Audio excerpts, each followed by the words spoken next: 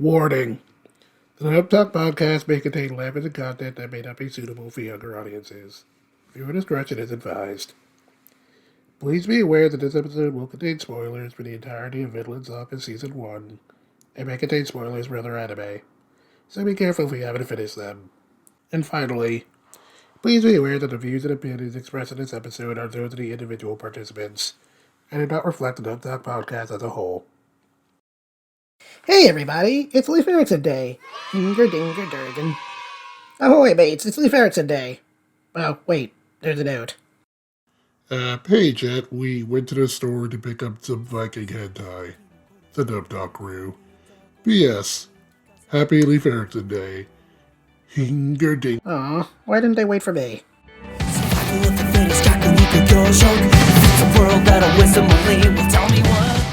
Hello and welcome to Dub Talk, where a band of Vikings visit the countryside, contemplate the futility of violence, and talk about English dubs for anime. I'm Jet, and I'm joined tonight by Stephanie. Yarg, we mateys. That's a Viking, right? No, okay, I'm wrong. I'm gonna go sit. I mean that's pirates, which is close enough to what we're talking about, so we get a pass. I mean, okay, all right. The Vikings raid and pillage, so I guess. Patrick. Crikey, not a Norse marauder. Okay, that is a very deep cut, and if you know it, I need to look. I need to look around, because you live in my general vicinity. And Andrew. Hey, it's Leif Erikson Day. Hinger dinger dinger. That's a SpongeBob reference, darling. My sister was the one who loved SpongeBob. I thought it was obnoxious. Oh wow, Steph's getting canceled tonight. It's not even been like a minute. Fuck off! Wow. SpongeBob is overrated. Oh man. As a reminder, the views and opinions expressed are those of the individual participants and do not reflect the Dub Talk podcast as a whole. Yarg, matey. Takes. Yarg. Yeah, so anyway, we are all here tonight to talk about the dub to Wit Studios and the original offer, Makoto Kimura's historical Viking epic Vinland Saga. Woo!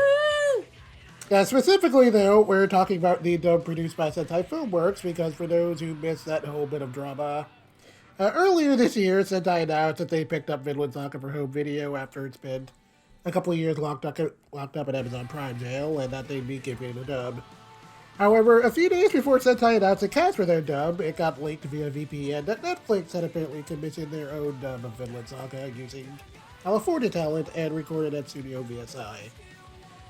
There was some confusion as to if this meant that Sentai also had that dub, but then, sure enough, Sentai announced the cast for their dub shortly afterwards, featuring their usual staple of Houston-based actors, meaning that we somehow ended up with two dubs of Vinland Saga that were recorded around roughly the same time, as opposed to, say, Sentai redubbing something like Kakegurui for home video after Netflix had dubbed it. It is so weird and confusing, because Andrew and I were talking about the other day, and, because it's gonna mean, like, future seasons of Vinland are gonna be in a weird situation, but I think the closest comparison, to Vinland's situation that we thought of was Danganronpa the animation, right? Which the only reason they were able to get Bryce Papenbrook for Makoto Naegi is because the cast of the game was already cast and being worked on, and that information came out internally at Funimation while he was over there recording for Titan, and then they're like, okay, you want to just be Naegi in our dub? And then he was. Yeah, so it's a very weird situation. It's gonna cause more confusion, I think, too. Later. I can think of another situation that probably leans a little closer to what we're dealing with now. Which one then? And that would be Dragon Ball Super. Oh my god. Oh, that's true! Oh, yeah. You're right. There's an English dub that was produced at Bang Zoom for the Southeast Asian market. Yeah, I forgot And they were about that. and it was produced roughly around the same time as Funimation's. That's hilarious. I forgot about that situation. So you're right, that is similar, especially because presumably that dub is not been made available worldwide. the Netflix one has not been made available worldwide. Yep. Yep, as of the time of this recording, the Netflix dub is still not available outside Japan, and given Sentai has labeled theirs as the official dub, I'm kind of starting to wonder if it ever will be, but I guess we'll see what happens. We'll see what happens. I guess it depends on future seasons, because Andrew and I are just like, how the fuck's that gonna work? Yeah, okay, yeah, it depends on it depends on future seasons. It also depends on how the production committee feels, because I mean, I mean, Japanese companies do have their own frustrations with how Netflix does things. So True. I'm pretty sure they would not be opposed to having a dub of Vinland. They have full control over. The major thing that we need to preface: this is the Sentai dub of Vinland Saga. We are covering and reviewing tonight. Yes.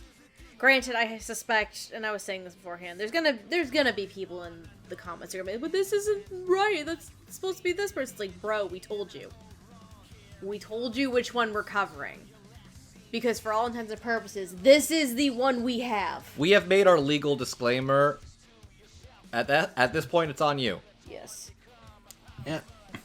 Also, this is the only one that counts for the dubbies this year, so hey! There we go. Woo! Yeah.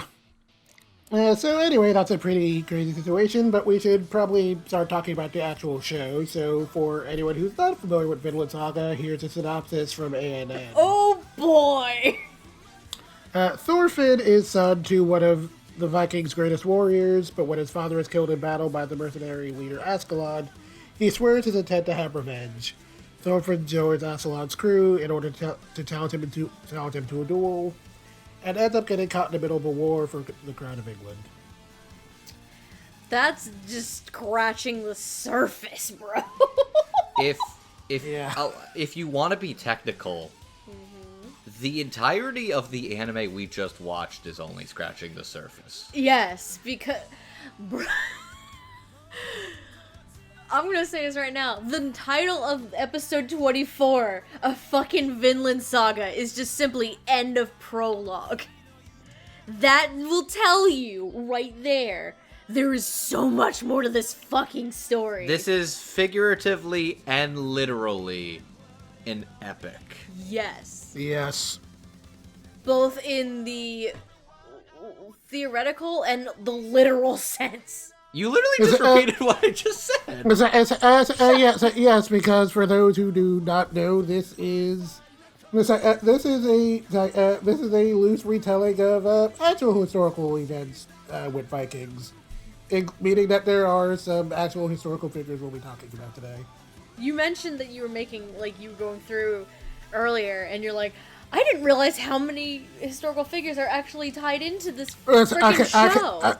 Yeah, I mean, I knew who the major ones were. I only knew one. I knew who the most important ones were, but like there were a couple where I was like, oh, okay, I didn't think this guy was actually real. I only recognize one name in the cast that we're talking about, and it's like, oh, I know exactly who this guy is in history. Everybody else, I'm like, it's like, how the fuck are these guys connected? Well, we're gonna find out. Yeah. So first off, we'll start with talking about the ADR voice directors for the show and the adaptive scriptwriters. For the directors, we have Kyle Colby Jones and John Swasey, as well as Mike Himoto as the assistant director. And for the adaptive scriptwriters, we have Joel McRae and Kyle Colby Jones. Yay! Kyle Jones has done voice directed on such shows as Gods and Crowds, Haikyuu, Parasite the Maxim, and No Game No Life. John Swasey has directed dubs on such shows as After the Rain, Air Gear, Ucho Tora, and the Delabru franchise. And Mike Himoto has assistant directed on such shows as A Sentai Double Baki, A Sentai Double Pure Mask, and Kugeki Shoujo. Script-wise, Joel McRae has done adapted scripts on such shows as Ahiro no Sora, Blade of the Immortal, Chihaya Firu, and Get a Robot Arc. And lastly, Kyle Jones has done adapted scripts on such shows as Akame ga Kill, Princess Principal, Food Wars, and Obey the New Sabbath Season. So for tonight, I kind of like to do this round robin style. So Alright. just whatever thoughts you guys have. I'm looking up Joel McRae real quick, because this is I've never heard of this name before.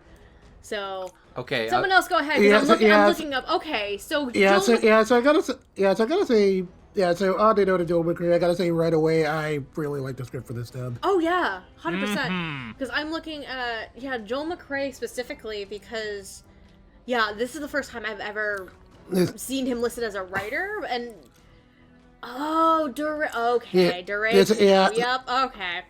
I will admit that while I haven't watched it in full, I have seen little bits of the Netflix dub of Vinland Saga via VPN just to do some comparisons. Okay.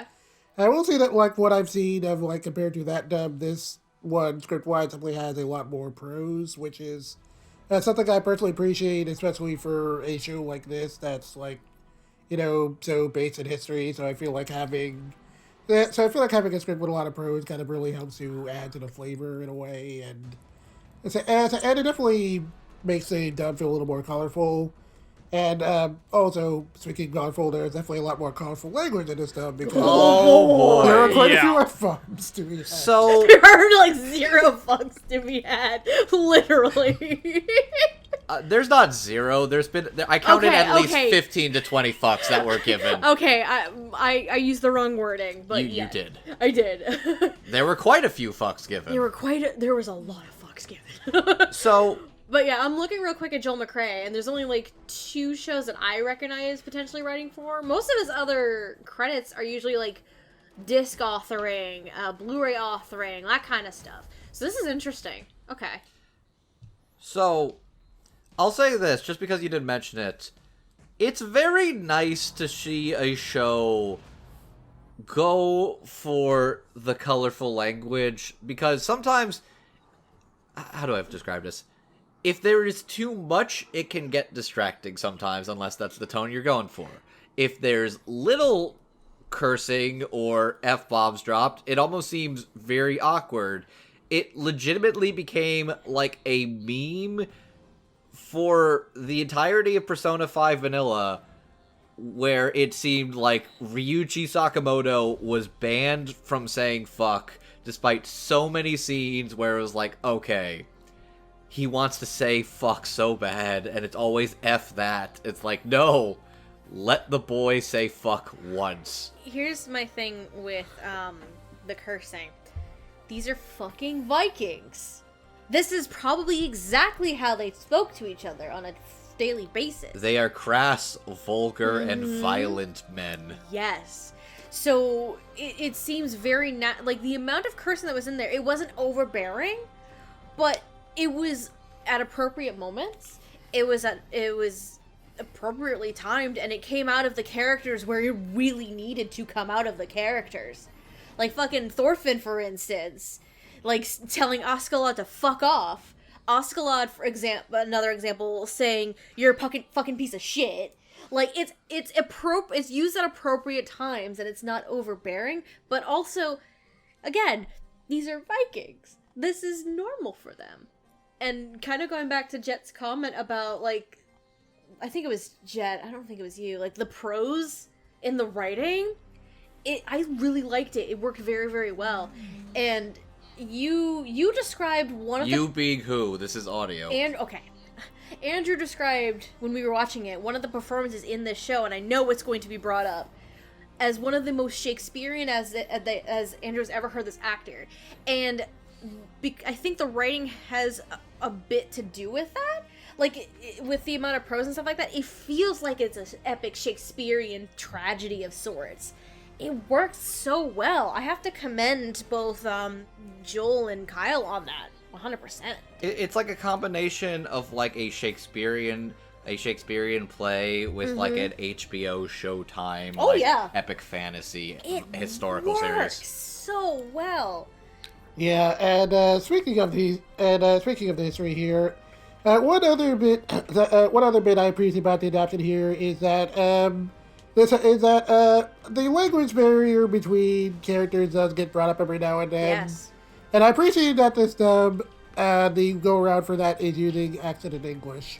Yes, because didn't you say, you told us in the group chat that the Netflix version didn't do accent work, correct? Yeah, at least from the clips I saw, there wasn't really any accident work, so... Whereas this sub does that, and I feel like it definitely works because, obviously the Japanese version didn't bother with any of that, so Right. you would have characters acting like they didn't understand what the other was saying while they were all speaking neutral Japanese, so... So this worked, so this definitely works better in my mind. It also helps make the world feel a lot bigger and Yes. grander in scope once you hear all these different tongues and dialects interacting with each other, because you have Danes and Englishmen interacting with each other on a single march while arguing about the difference between Valhalla and Jesus Christ. But you don't just have English and Danish. You also have there was French involved.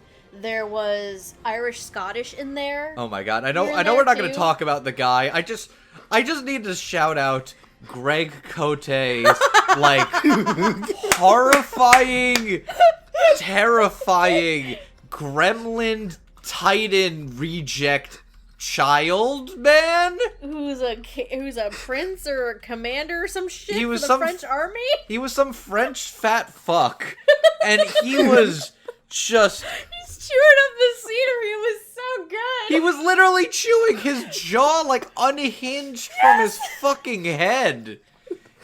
I loved it. It was great. No, but like, the accent work does make it feel a lot bigger. Is the accent work 100% accurate? I wouldn't know. I'm not used to talking to like Danish folk or fucking even French folk. I don't know if it's 100% accurate, but it's distinct enough to make it different. Like, you know, this person is a Danish person. This person is French.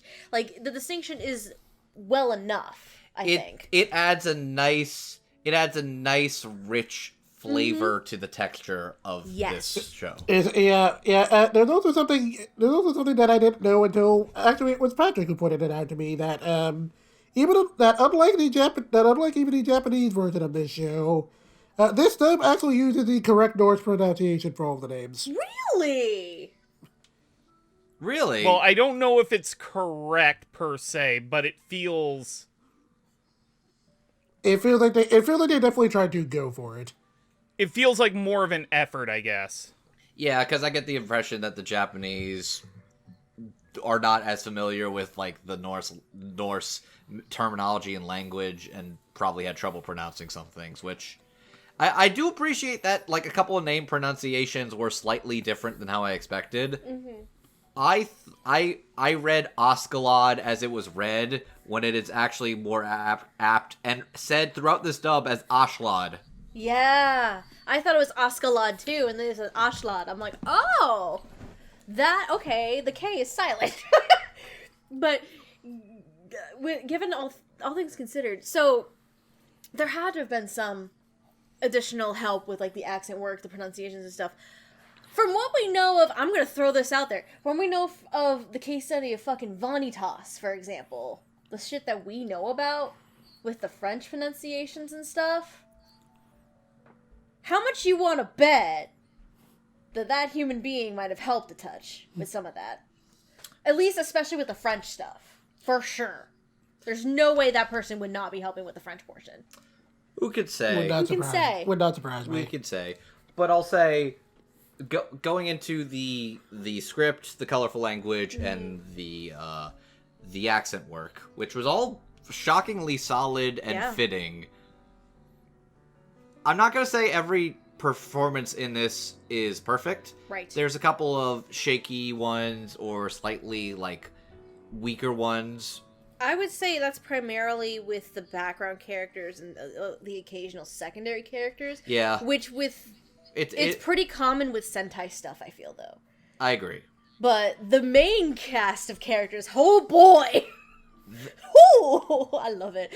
I said to Jet earlier, I'm like, Jet, I fucking love you and I fucking hate you. Because, like, dubbies. So, the characters that they needed to get right, the ones they right. absolutely needed to nail, Yes. fucking nail it. Oh, they got it right. And it's amazing. I love it. Granted, it took a little bit for me for one in particular. We'll get to that. We'll get to that. Sorry, We're stealing the conversation quite a bit.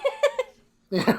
I was really happy with how this dub turned out. I mean, I figured that I was going to go and all it, but I think they really ended up turning in one of their best dubs to date. It was a really impressive effort, I think.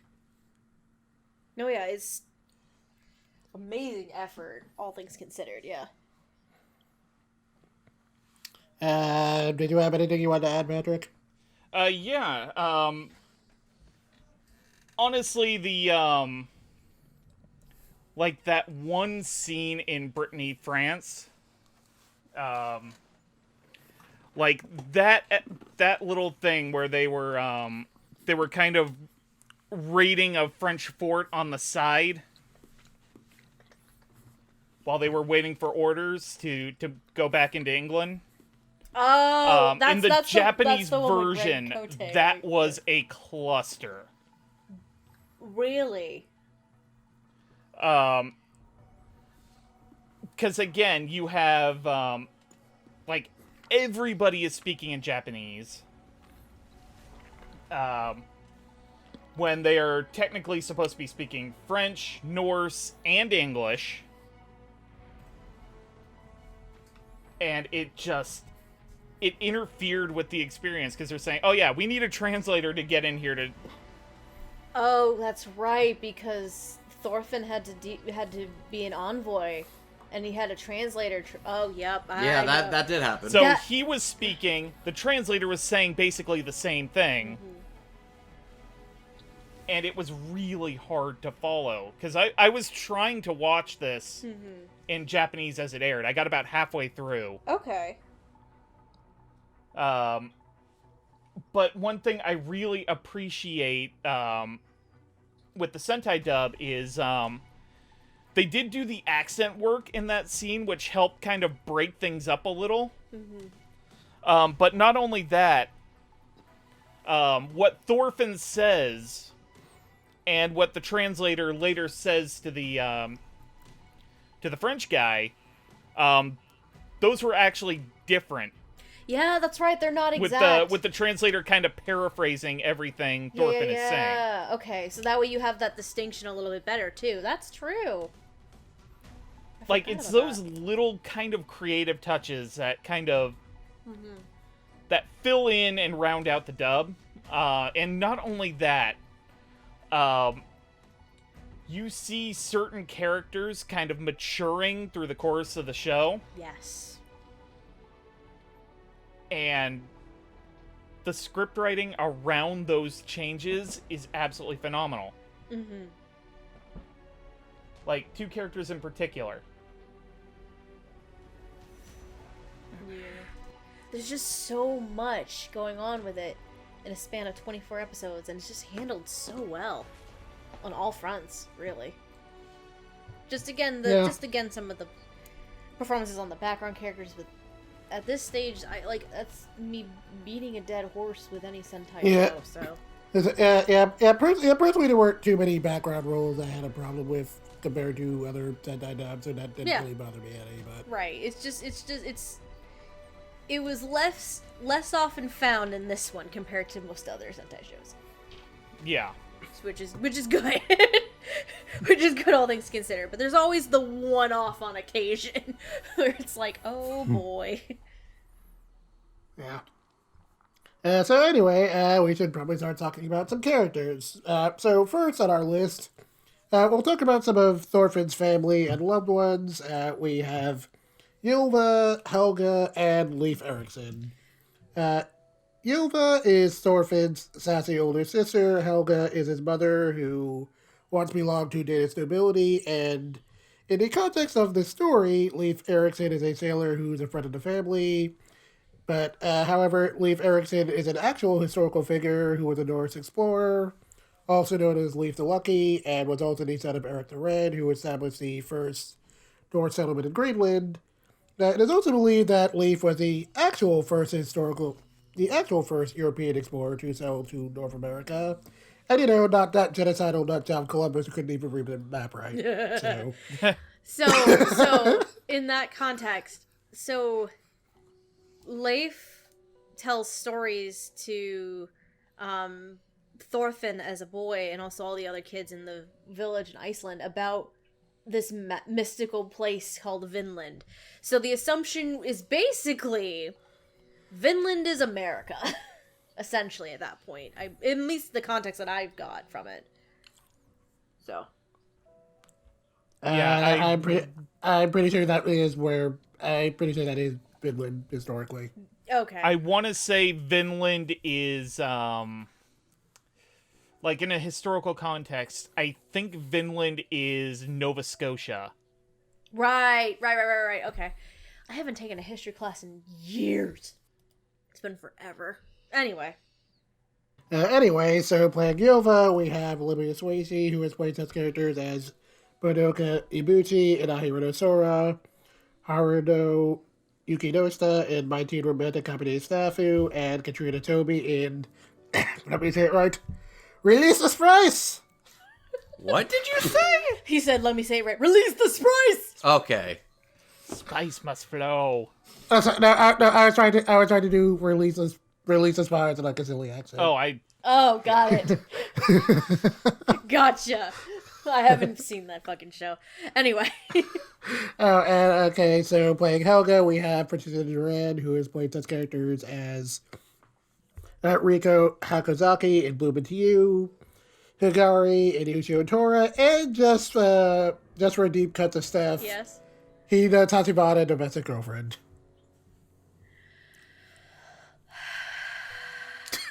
You're a good man, Jet. Thank you. She's also in Doreku. I think is Julia is the character? I can't remember. I'd have to look it up. But yes, that's a fucking deep cut, and I hate you for it. And lastly, Leif Erikson is played by John Swayze, who has played such characters as Yakuman Moto in Uchiho Tora, Monhoheim in Full Metal Alchemist Brotherhood, and All for One in My Hero Academia. So I feel like we can probably start with Princess Duran as Helga, since there's not too much here. Yeah, out of the trio, Not there's not really. a lot for Helga. Mostly because Helga's relegated usually to, like, the home because she's described as a fragile, sickly woman. So, not a lot for her. But I think she gets more to do in the manga beyond where the anime left off. Ooh. Like, That a little would- bit more. Okay. That would not surprise Good me. to know. Thank you. Okay. Considering we don't know what the fuck Thorfinn's plan is now, but hey. Spoilers, we'll get to that later. She sounds good, and Yeah. she does a good job playing Helga, and I like her interactions with her family. I will say the one scene with her I really liked was actually that whole flashback. That whole flashback with Thor when Yova was first born and Thor was getting ready to leave, like before he named her, she was like, "No, you're gonna sit down and name this baby." Oh yeah, like Helga for the most part is a very gentle soul, and especially like considering their family dynamic, she's a very gentle and kind soul, right? And so seeing her be pissed at Thor's and be like, "No, you asshole, name your daughter," Was pretty great. Yeah. It was good. But I also want to point out, and I think this was a good scene for both Patricia and Olivia, actually, was when they got the news of Thor's death, and Yiva is just throwing herself into work. She is not dealing with it. She's not coping with it. She's not letting herself grieve. Nothing. And it goes on for like at least maybe like what did they fucking say? A solid week or so. At least they brought up a time frame. And then one night Helga's like, "Okay, that's enough. You should stop now. You should go to bed." And she's like, "No, I'm fine. I'm good." And she's like, "Yiva, it's okay." And then she just straight breaks down. Again, like Patricia's such a gentle, calming tone to that family dynamic. And then you have Olivia, who's just like she's basically a tomboy. for like yeah, her performance was a lot of fun. Oh yeah, it's a lot of fun. It's a tomboy. Like, straight tomboy, especially as the oldest child to a fucking Viking warrior such as Thor's, you know?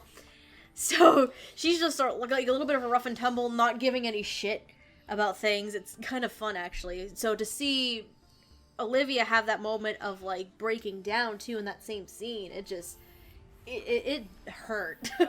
Like you can finally feel her pain in that. So It's she also gets like a pretty decent amount of comedy like after after that bit in, after the bit in episode 1 where they take in the runaway slave only for the slave to die shortly afterward, and you see her like exaggerated wailing about like, how can you give up a perfectly good sheep for this? yes, that was good.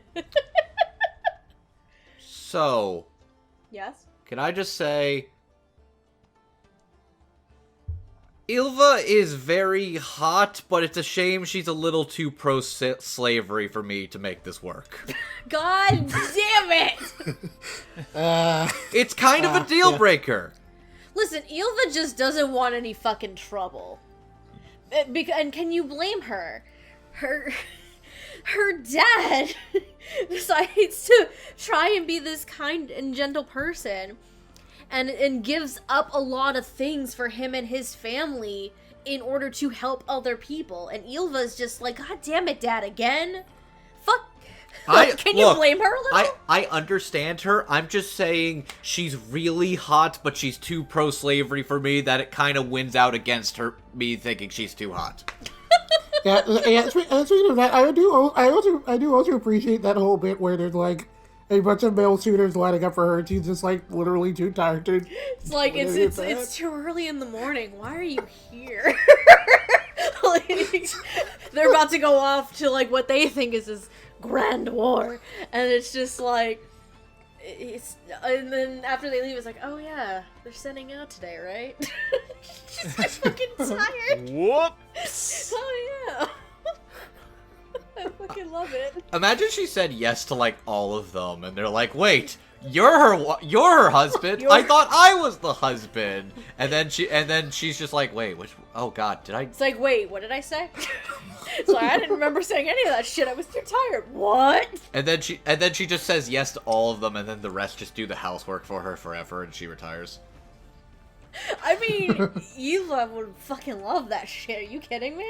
Also, Olivia is pretty good. I think she's a little shaky in a few scenes, but I think she does a pretty good job for most of it. I think that it's shaky in the very beginning. The first episode's a little rough. She does get a little, she progresses it a bit more, and she does grow into, in the very few episodes that she's in there, same with Patricia as Helga, they both progress rather well, and I think it ends up being solid. But definitely for me, in terms of Olivia, it's that scene where she breaks down, where I'm like, okay, yep, there it is. Yeah, and then God's Voice is Leif Erikson, definitely very theatrical, which definitely worked for this kind of character. No, yeah, for sure. Pretty much. I do like his introduction where he's just very boisterous when he's talking about all his adventures as a sailor, in front of the kids and trying to sound like a big shot. Oh yeah. And then you contrast that to when he shows up again in the last 2 or 3 episodes of the show. Yeah. Where he is basically just this broken down sailor. He's desperate to find Thorfinn and bring him home. He's been searching for, at that point, a decade. Yeah, I think he said 11 years. Yes. He was out on the sea looking for him. Mm-hmm. Can you blame him? He's dejected and running out of hope, and then it's all of a sudden fucking Thorfinn falling from the sky, beating up a bitch. He's not beating him up. He's not stabbing only him. that, but he caught Askeladd on the boat. Yes, and he knew, he was like, wait, if Askeladd's there, Thorfinn, he must be here, because knowing that stupid kid, he followed him. Leif is very resourceful and very smart. He's not an idiot. He's not the smartest person of the show, because we all know who the honor of that goes to. But Leif's just a good, gentle dude. he is. Well, I mean, he's not the smartest, but he is the smartest one who actually uses his brains for, benevolence. Yes. He uses That I his can brains agree. for exploration instead of how hard and how fast can I stab this guy. Pretty much. Yeah. You can also tell that he's definitely the kind of person who's like seen a lot of time during his time as a sailor. And it's kind of like the somberness in John Swayze performance when he was like telling little Thorfinn about the time he got stuck in an iceberg and lost all of his friends. Oh yeah, that story comes up. He tells it to him when Thorfinn was a kid, but he also brings it up later on again. Recontextualization. Just to try and get Thorfinn out of his little funk. That's the good thematic parallel. So yeah, I liked all three of these performances. They were pretty solid. Yeah. Yeah, Patricia and Olivia are definitely pretty solid. I think Olivia is a little shaky in parts, but I think she definitely grows more into it, and she does a good job with the emotional breakdown when it hits her. And Leif, you see him age very, I'd say gracefully, but he ages, and I'd say John Swayze does a good job making him sound like a boisterous and confident sailor, while also making him sound like a very tired and dejected man who's doing his best to sail the current as he can. Yeah. Alright, so we'll switch from Thorfinn's family to talk about some of the members of Askeladd's pirate band. Oh boy. So we've got Bjorn, his second in command, Torgrim and Utley, who are a pair of brothers that stick with Askeladd because they think he's a good leader, and the ear, who has, very big ears and really good hearing. That's pretty self-explanatory. He ear good. He ear good. Oh, come the fuck He on. ear good. Come the fuck on, Stephanie. I said that. Andrew looks at me. He's like, "Are you fucking kidding me?" Stephanie, this is me we're talking about. I make these terrible jokes. Even I'm like, oh, ew. Ugh. Now you know how I feel whenever you tell those fucking jokes, and I look at you and I'm like, really, really, really, really, Andrew. So anyway, playing Bjorn, we have Andrew Love, who has played such characters as Maji and Blade Immortal, Hugh and Kiba, and Best Boy Takeo Goda in My Love Story. Hell yeah. Playing Torgrim, we have Olanders Jones, who has played such characters as Asashi Izabade in Haikyuu, Asahi. Iwanki in Run with the Wind, and Shinichi Hagio in Mr. Tonagawa's Middle Management Blues. Hey. Playing Utley, we have Taima Haney, who has played such characters as Gin Dojima in Food Wars, Whoa. Pinochle in Fire Brain Season 2, and Diamond in Samurai Gun. He's also, I lastly- think he's also, Nozaki in Monthly Ghost and Saki-kun, if I'm correct. Yeah, that's probably accurate. Yes, he is.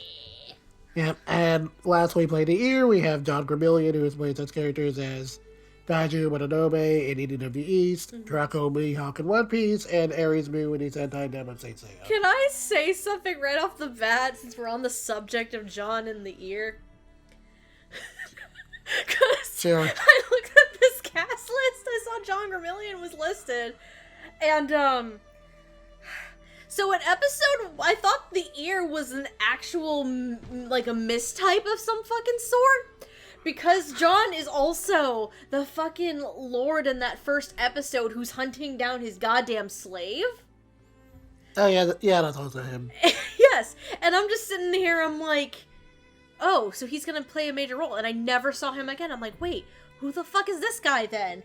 And then it's like, then you actually see the character of the ear, it's like, fuck you, that's not John Gramillion.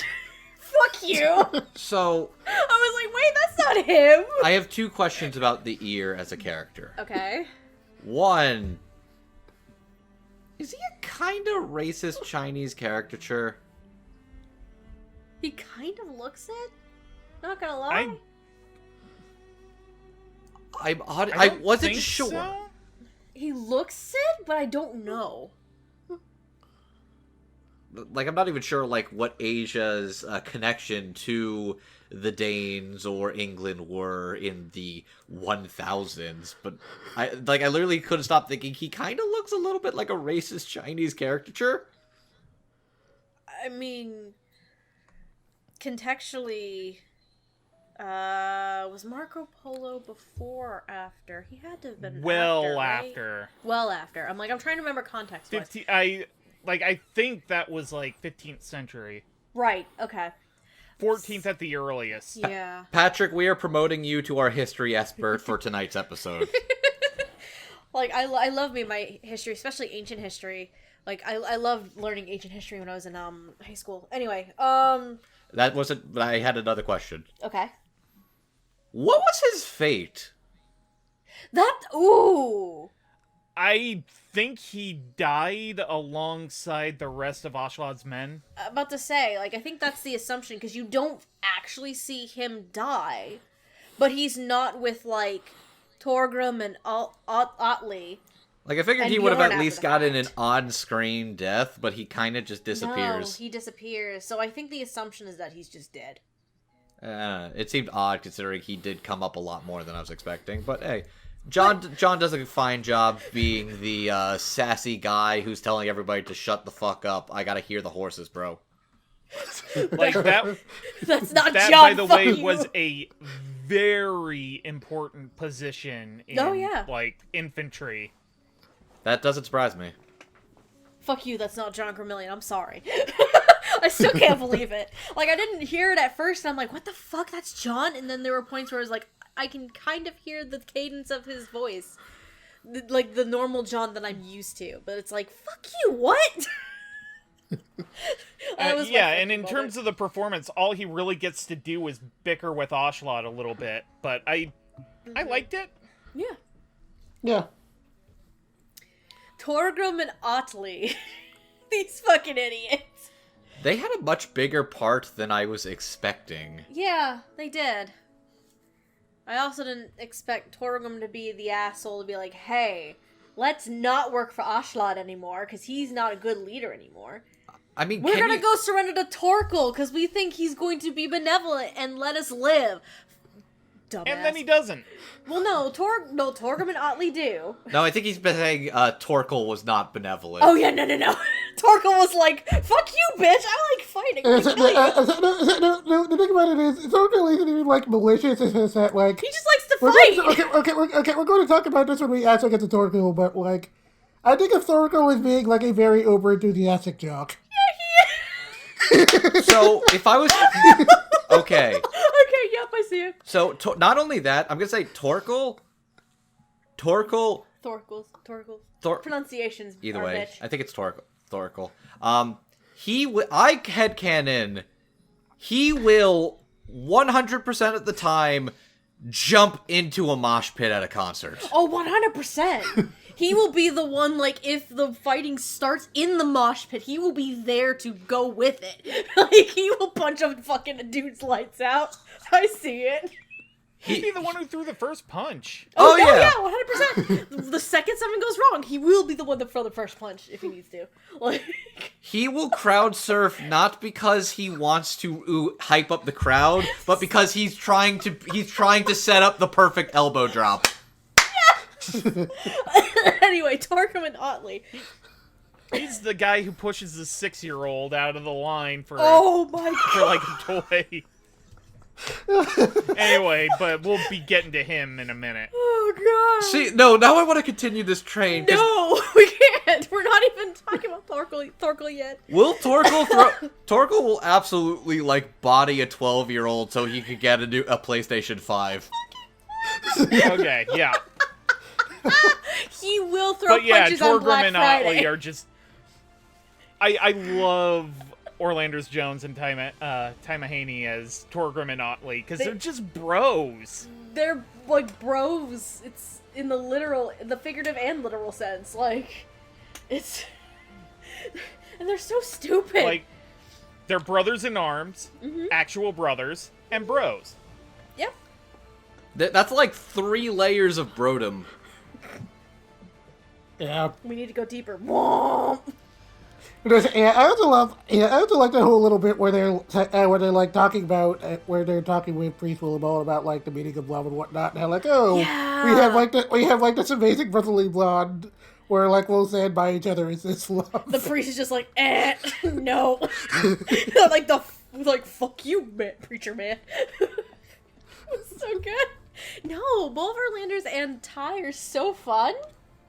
They add a fun dynamic to Askeladd's merry little band of Vikings. It's they're so stupid too. The most notable thing to me about Torgrim's the chubbier beard guy, right? Correct. Okay. Yes. The most interesting weird development to me about Torgrim's development,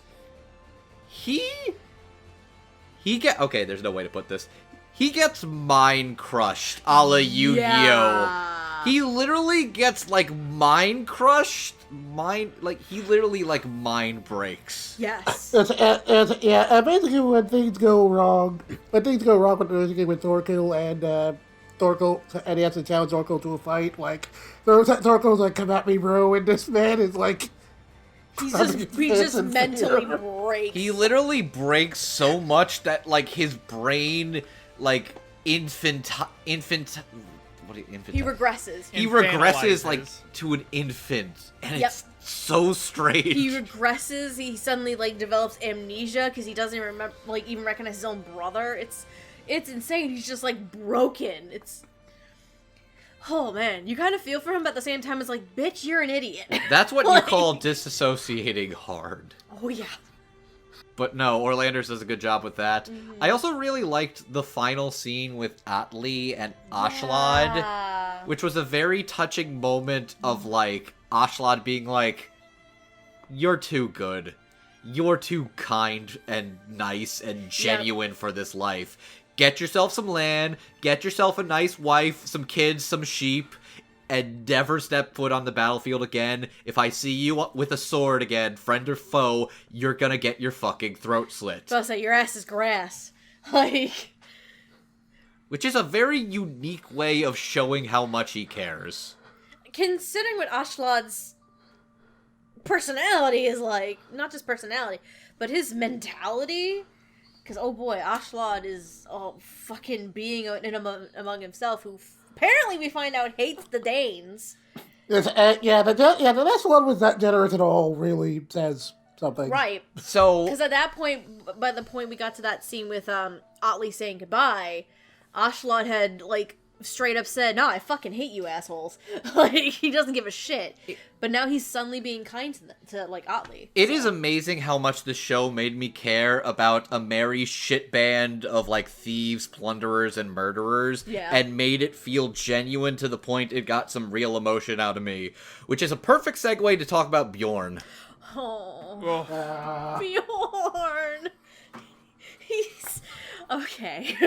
So, before we talk about the conclusion to this character, let's talk about the fact that Andrew Love is very convincing at tripping fucking balls and going full Broly. Oh boy. He's... Okay.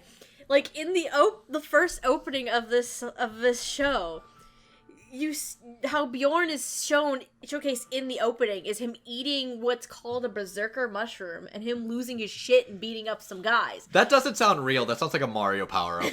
It does. But he only eats the mushroom on 2 different occasions. That's it.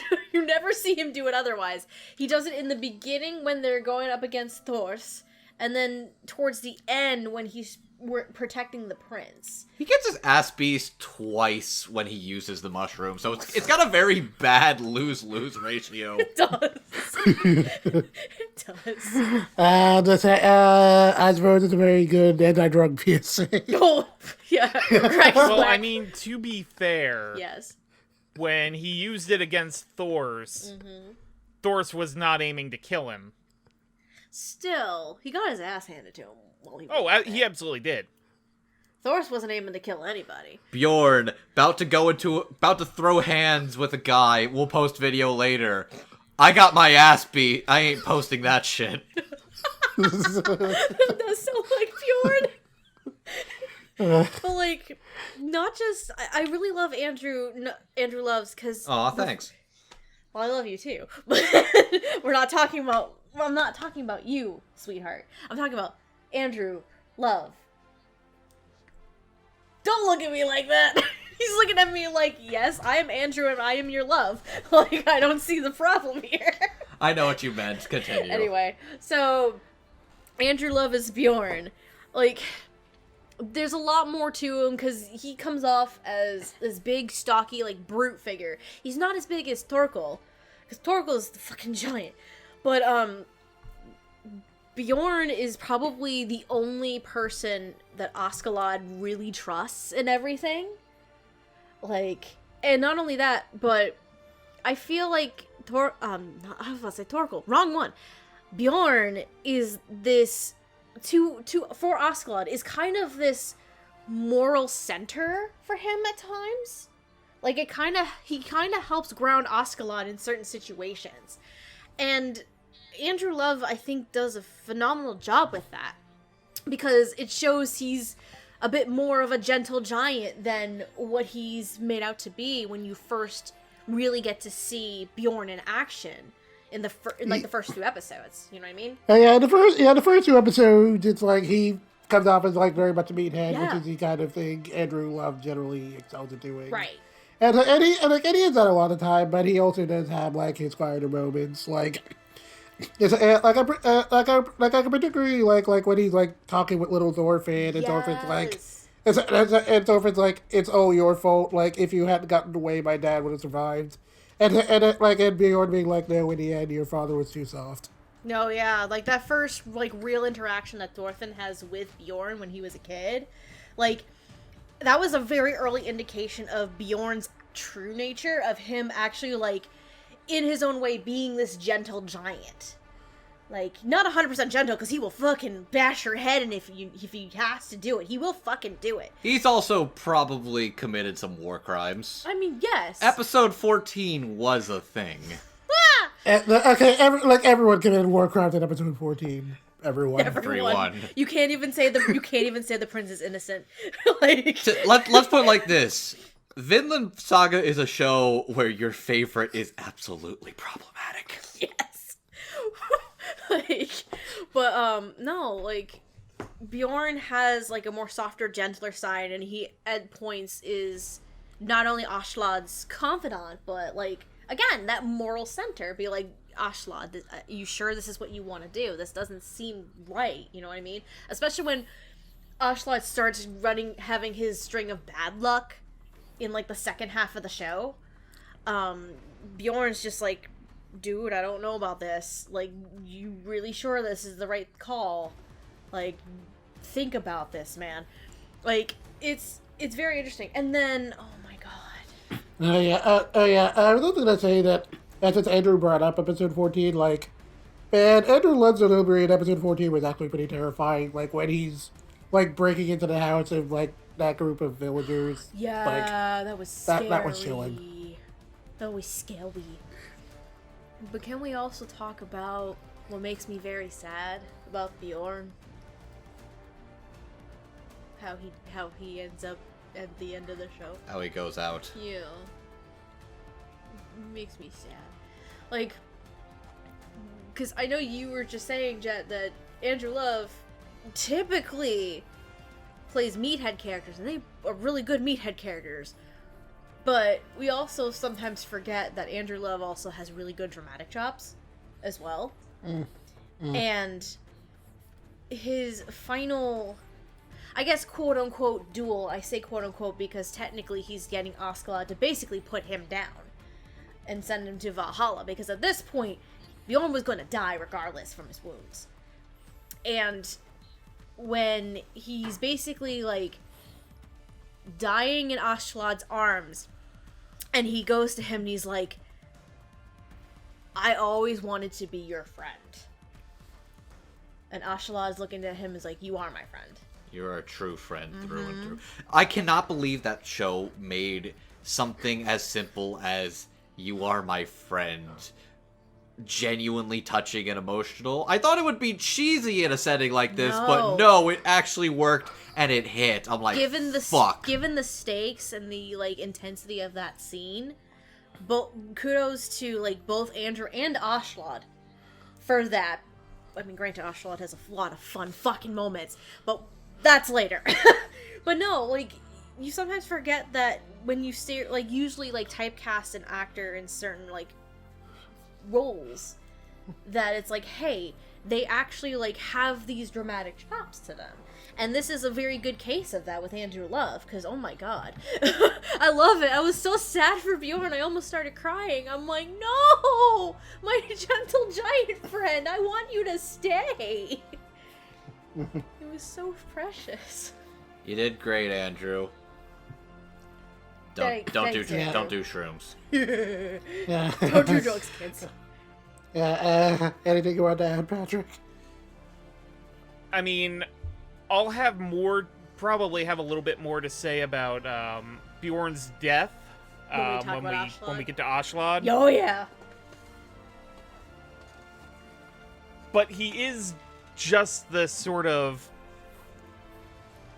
for the guy who was introduced eating a mushroom and beating the pulp out of friend and foe alike. He is incredibly... He has a wisdom to him that belies both his appearance and personality. I think Andrew Love captured that pretty well. And though I gotta say, he went out like a boss, so. He did. He went out like a true fucking boss. Granted, I'm gonna also say this, Askeladd went out like a fucking champ. God damn it. We'll get to that. Oh boy. We'll get to that. We'll get to that. Sorry. Oh boy. As you can probably guess, you know who my favorite character is in this show now. Fucking hell. So, yeah. No, legitimately, Andrew Love was really good as Bjorn. I loved it. I loved it so much. Yeah, Andrew Love was fantastic. All four of these actors, mega job. I'm still like, fuck you, that's not John Carmillion. but still. Okay, so now we're going to move a little higher up the social ladder and talk about the Danish king and some of his retainers. So we have King Sweyn Forkbeard, who is the king of the Danes and the father of Prince Canute. He is, of course, another actual historical figure, and notably took the throne after overthrowing his father, Harold Bluetooth. During his time, he ruled most of Norway and became the first Danish king to take control of England before dying a few weeks afterwards, which may or may not be relevant to the purposes of this particular story. That's interesting, okay. I didn't know that. You can definitely tell where they decided to get creative with how he died. Really? Oh boy. You don't say. Really? As for Ragnar, he is Canute's most loyal attendant and is extremely overprotective. Floki is a young Viking commander who was originally tasked with bringing back Thors for the invasion of England, and blackmails him into cooperating, but secretly hires Askeladd to assassinate him before he can make it out to the battlefield. Of all the characters I'm surprised survived the end of this show, I'm shocked Floki was one of them. Same. I hate Floki with a passion. Basically everything that happens is this dude's fault. No, yeah. He sucks. If Floki didn't decide to be a dick, we wouldn't have this story. So I guess we have to thank him for that, but still. Of all the characters too, he aged like fucking milk. Oh god. That's not even counting King Sweyn either, because he always looked like that from what we saw. So like, oh no, yeah, Floki aged like awful. King Sweyn was rotting like the fucking royal family. Oh, yep. Accurate. Yeah. Accurate. And lastly, Priest Willibald is a priest who serves as Canute's religious teacher and spends a lot of his time drinking and contemplating the meaning of love. I love the priest. It's so funny.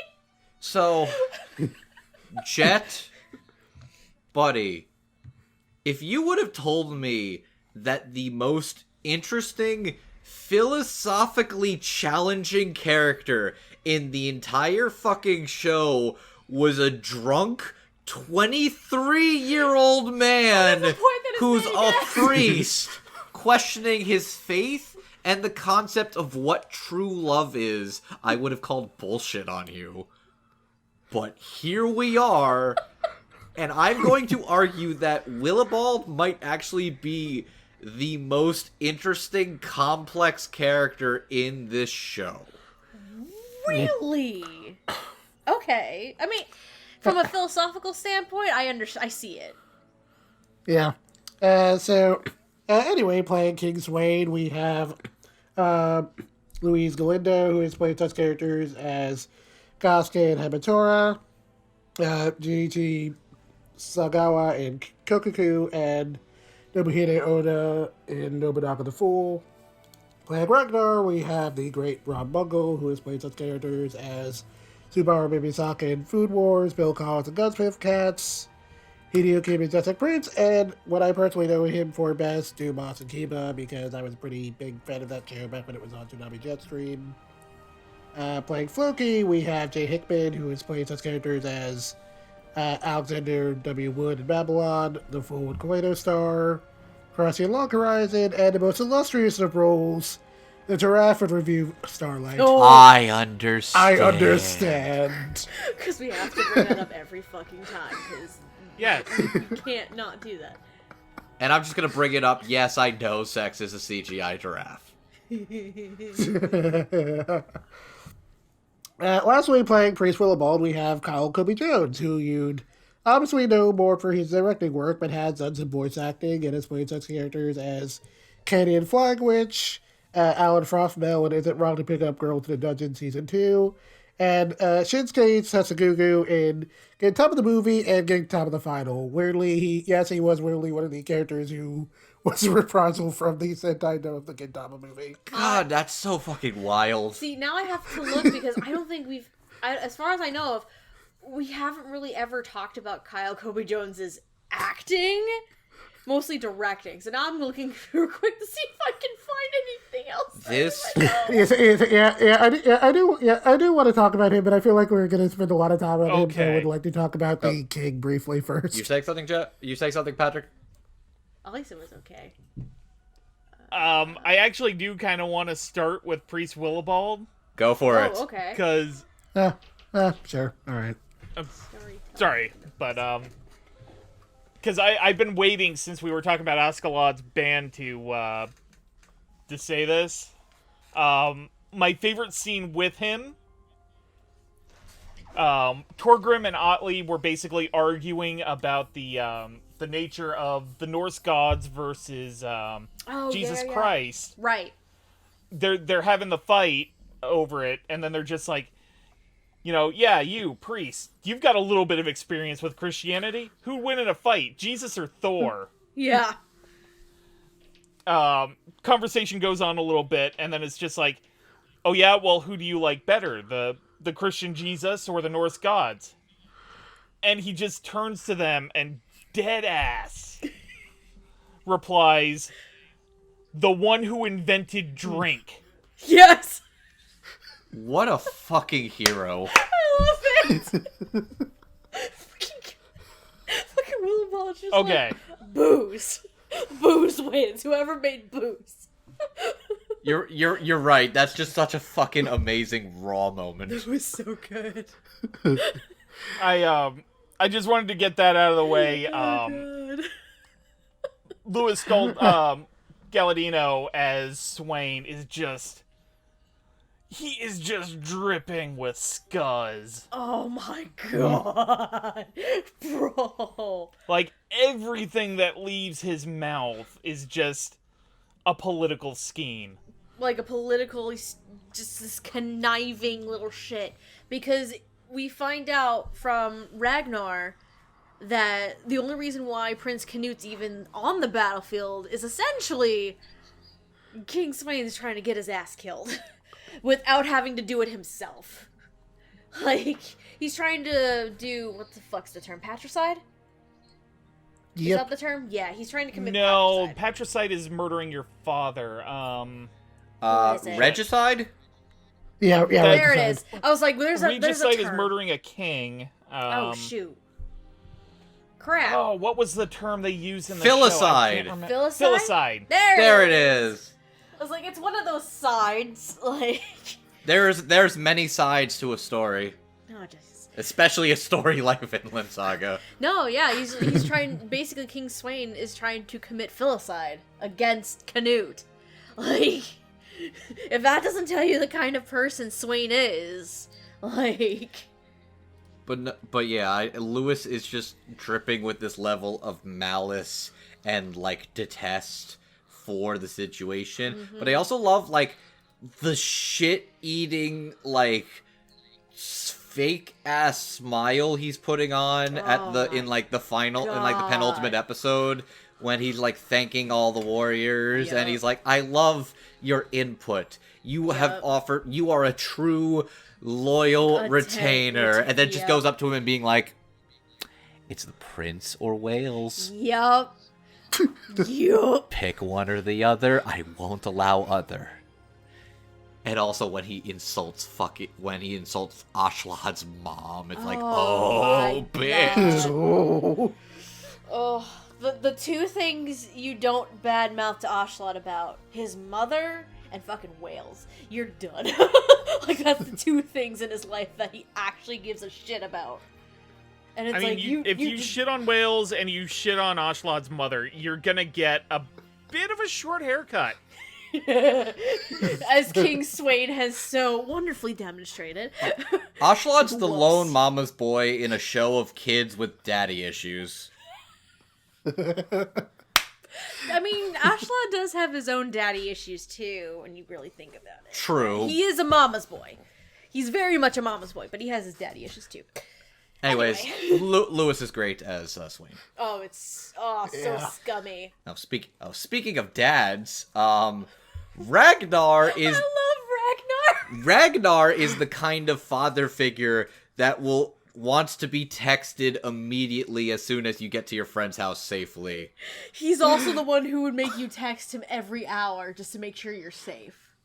Yes, yeah, man, I'm a really big fan of Rob Mogul, and I just love how well he can do, like, really pompous performances like this. So good. It's so fun. But he's also like, fucking, Ragnar is a bossy-ass bitch. Like, he's always complaining about something along the whole way. Always complaining about something that Askeladd is doing because he thinks he's doing it wrong.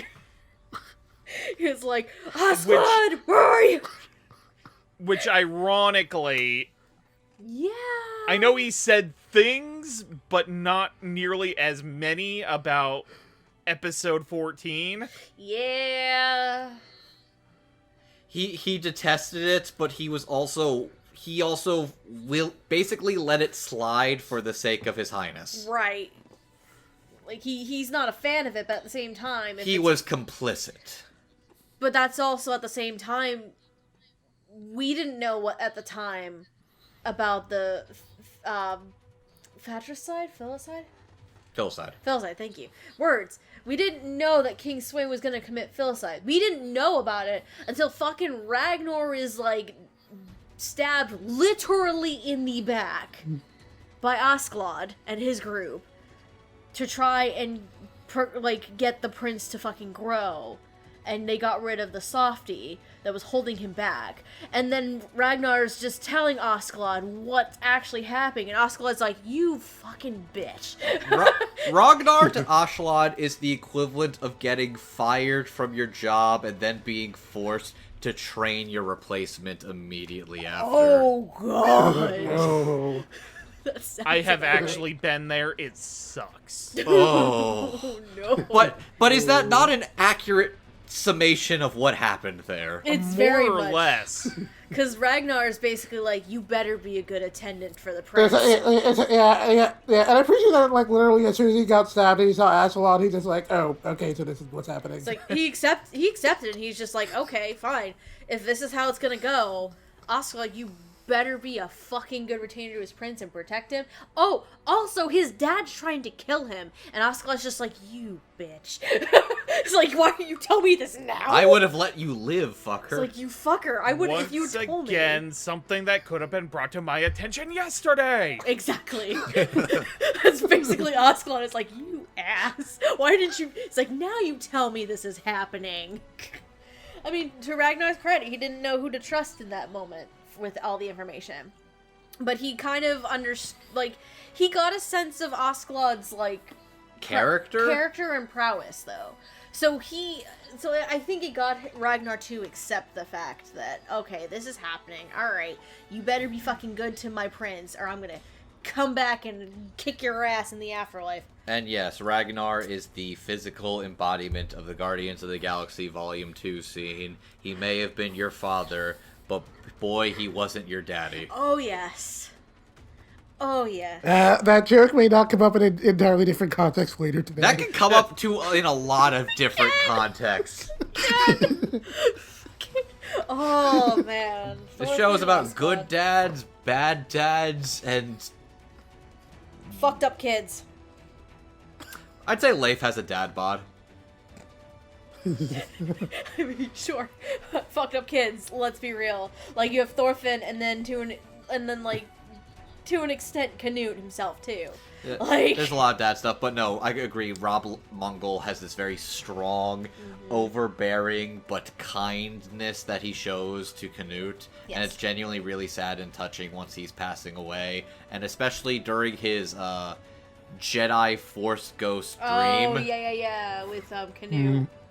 That made me Which was sad. also emotional, but there's no other way to really describe that, but like, he was like Jedi ghost. heart-wrenching. He was literally Jedi ghosting him for one last time. It was very heart-wrenching between Ragnar and Canute, for sure.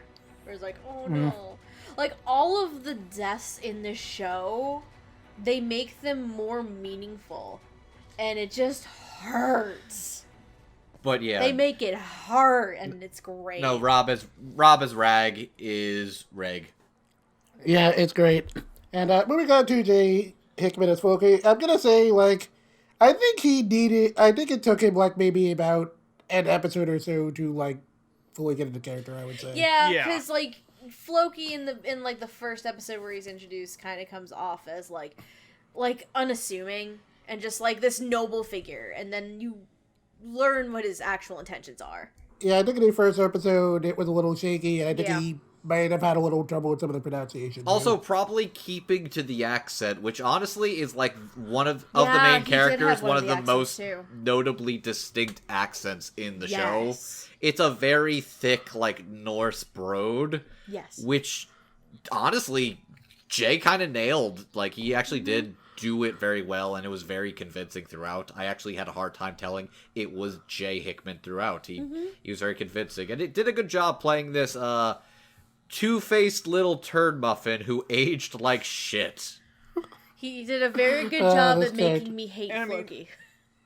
That is character terrible. This character's awful. Gonna be real, like, Floki is a big doer in the course of the show, but you don't see too much of him, He's like, in the he's- meat of the show. Yeah, I think he's, like, in a way, kind of the ideas man. Because that bitch ain't gonna kill Thor himself. He's gonna hire someone else to fucking do it. He does not want to get his own hands dirty, but he will Yes. do whatever must be done for the sake of his king. Yes. To which it really does beg the question, like, so we know he, like, pulled the whole assassination plot on Thor. Yes. Which meant the question, like, did the king even know that Thor was actually alive in that case? Because it was implied that Floki was trying really hard to make sure that Thor was killed in an unassuming way, because he knew that if he, like, tried to do it himself, he wouldn't be able to explain the losses, which would imply that the king might not have known he was trying to have Thor assassinated. Well, I mean, Floki was jealous because he didn't want Thor's to come back and then get noticed by his king Sama, where he will get ignored for the much more appealing hold on. Thor's. It's not even that, because the other issue is the, like, tradition of the Jomsvikings. Which I love that they say Jomsvikings, by the way. Jomsvikings, which is their laws and mandates are, if you are a traitor, it is a death sentence for you, right?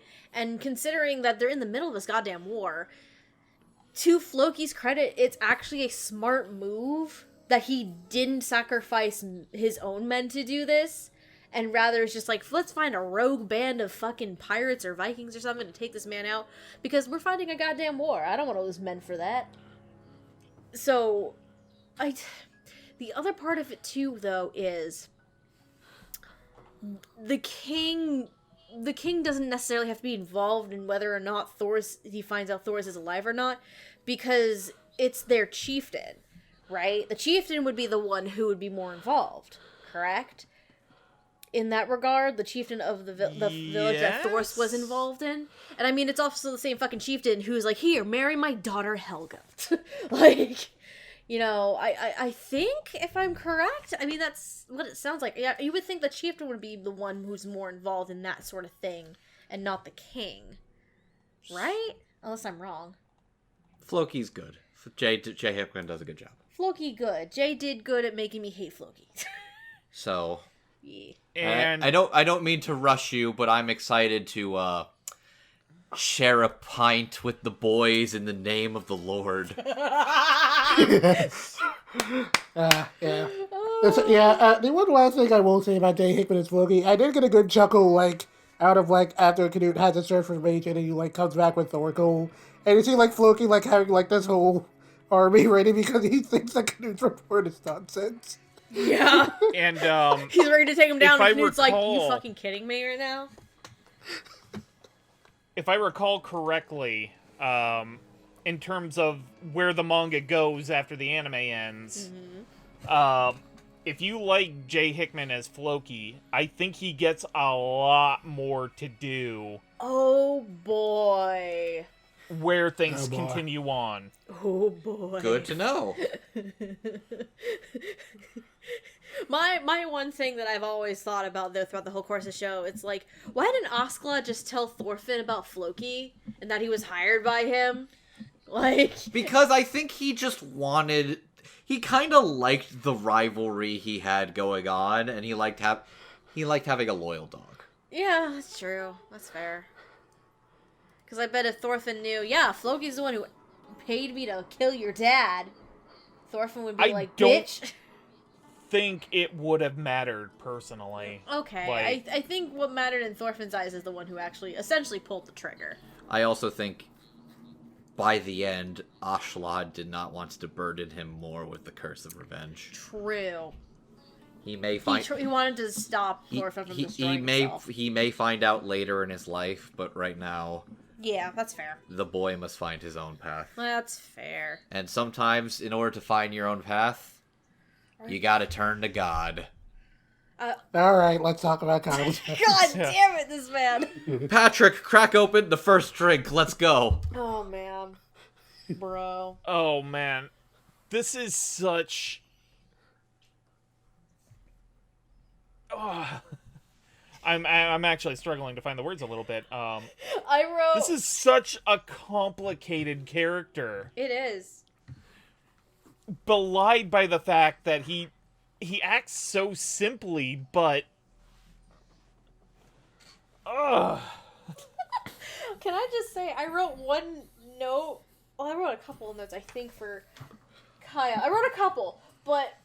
the first note I wrote about Kyle's Willibod was fucking... I love Kyle's silly alcoholic ass. That's the first note I wrote about it. Because let's be real, it was kind of amusing seeing fucking Kyle down like barrels of fucking alcohol. I also just kind of assumed this was gonna be a nothing character. Me too! And it's not. I just assumed Willibald was just gonna be a one-off priest who was there for like an episode or two and then got like lanced or something by Thorkel. I mean, and that was gonna be like, all she wrote. The closest we got to that point was episode 14, because Willibald's trying to help save this village. Willibald almost got killed by Yeah. Askeladd and his crew because he was daring to try and save this village. Yeah, because it would have blown their cover and potentially put the prince in danger, but Willibald's like, they didn't do anything, what the fuck's your problem? And he got beat to shit because of it. But, like, not only... Like, I'll say this. Kyle Colby Jones does a really splendid job making Willibald come to life as this very convincing, complex person who is struggling with effectively his journey is to find what true love is. Yes. And I think the conclusion of his journey alongside with Canute, there is no love in the hearts of man. Which, oh my god, that's one of the fucking rawest, realest things that is uttered in this entire show. Yeah. Yeah. Yeah. It sent chills down my spine. Like, his conversation with Canute in episode, was it 17 or 18? One of those two. But it was just, it was chilling, it was fascinating. And I think it was just that revelation that at the end of the day, love is something so complicated and so strange to piece down, especially when it comes to the love of the Lord God himself. Like, do you love us enough to punish us and to keep us suffering in this world? Which I'm going to continue that I'm going to continue that train of thought once we get to our next section, but I'm just going to end this and say, holy shit, I thought Willibald was going to be a nothing. I thought he was going to be cannon fodder for the meat grinder that was every other character in the show. Yeah. And he wound up being, like, one of the most interesting, complex people in this cast. Yeah. Also, fuck you, that's a 23-year-old? That whole joke is really funny. One other thing I will say is that, like, I know you mentioned that whole, like, big scene with the speech, and I like that one, but I think another, like, quieter scene with Kyle I really liked was, like, after the whole village massacre where they're, like, at the graves. Yeah. And Kyle's delivery when, like, Willibald was, like, asking God for forgiveness for what happened, Yes. and when he's admitting that, like, he's starting down in his love, and it's just, like, seeing this man, like, starting to lose his faith is, like, that's a pretty devastating thing to have to portray, and, like, Kyle does a really good job of selling Yeah, it. for sure. Yeah, it was really good. Mm-hmm. It's definitely one of the more, like, philosophically complex characters in the show. In a show about fucking Vikings, of all things. And just, there was nothing in this show prepared me for what was a bunch of British and Danish men having a dick fighting contest over Valhalla versus God and Jesus Christ. Yeah. It was a level of fascinating, entertaining blasphemy I was not expecting.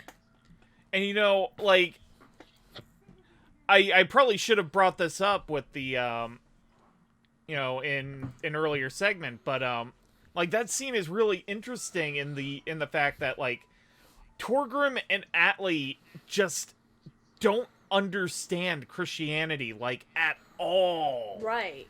Because it's just like they see the crucifix that Willibald has, and they're just like, oh, that Jesus Christ dude, like, he's a scrawny little fuck. Yeah. Like, he'd never win in a fight. Like, they see their gods as, like, the most elite of elite warriors. Mm-hmm. So, like, somebody who believes in this scrawny little dude, like, as a deity figure, just feels completely alien to them. And, like, the interactions between Orlando Jones, Ty Mahaney, and Kyle Kobe Jones in that scene, not to mention the actor who plays Prince Canute. Oh, no, he doesn't actually speak too much. Ragnar. Ragnar's Yeah. arguing for it, yeah, because Ragnar's also a Christian. Like, it's really interesting stuff, and, like, it feels like the absolute perfect marriage between actor, director, and writer. Yeah. Right it really there. is. He knows the whole show better than everybody else, yeah. Yeah. But no, he was phenomenal. Yeah, and it's especially amazing considering that, again, we don't get to talk a lot about Kyle as an actor, but, like, He's he good. did a really bang up job here. It's a rare occasion, and it's a very welcome occasion when that gets to happen. Amen seems very fitting to say for this section. God damn it. But yeah, God did a really fantastic job. Rob Muggle, fantastic. Louis Galindo and Hickman, all good performances. And with that, we can start getting into some of our major characters. Oh boy! I think these two might be genuinely, like, my favorites in the show for two vastly different reasons. So first up, we have Prince Canute and Thorkel the Tall. Prince Canute is the young and sheltered prince of the age who gets tasked with taking out Thorkel when Thorkel starts camping out in London to lure out King Swain. Canute is, of course, another actual historical figure, also known as Canute the Great. And since talking about his historical legacy would probably spoil some stuff since this is pretty early on in his career, as it were. All I'll say is that he becomes known as one of the greatest kings in English history. And Thorkel, on the other hand, is a Jan-speaking mercenary who originally serves under the Danes and King Swain, but upon seeing how certain Swain's victory will be against the English, he decides to switch sides because he just wants to keep the war going as long as possible because it's just more fun that way. Yes. Dude becomes a turncoat just because he's fucking bored and he thinks Yeah. you know what's more fun than fighting with my country? Fighting against my them. country. He's again. He's the guy My fellow who countrymen are such good warriors. I want to fight them. Again, he would be the one who throws the first punch in the fucking mosh pit.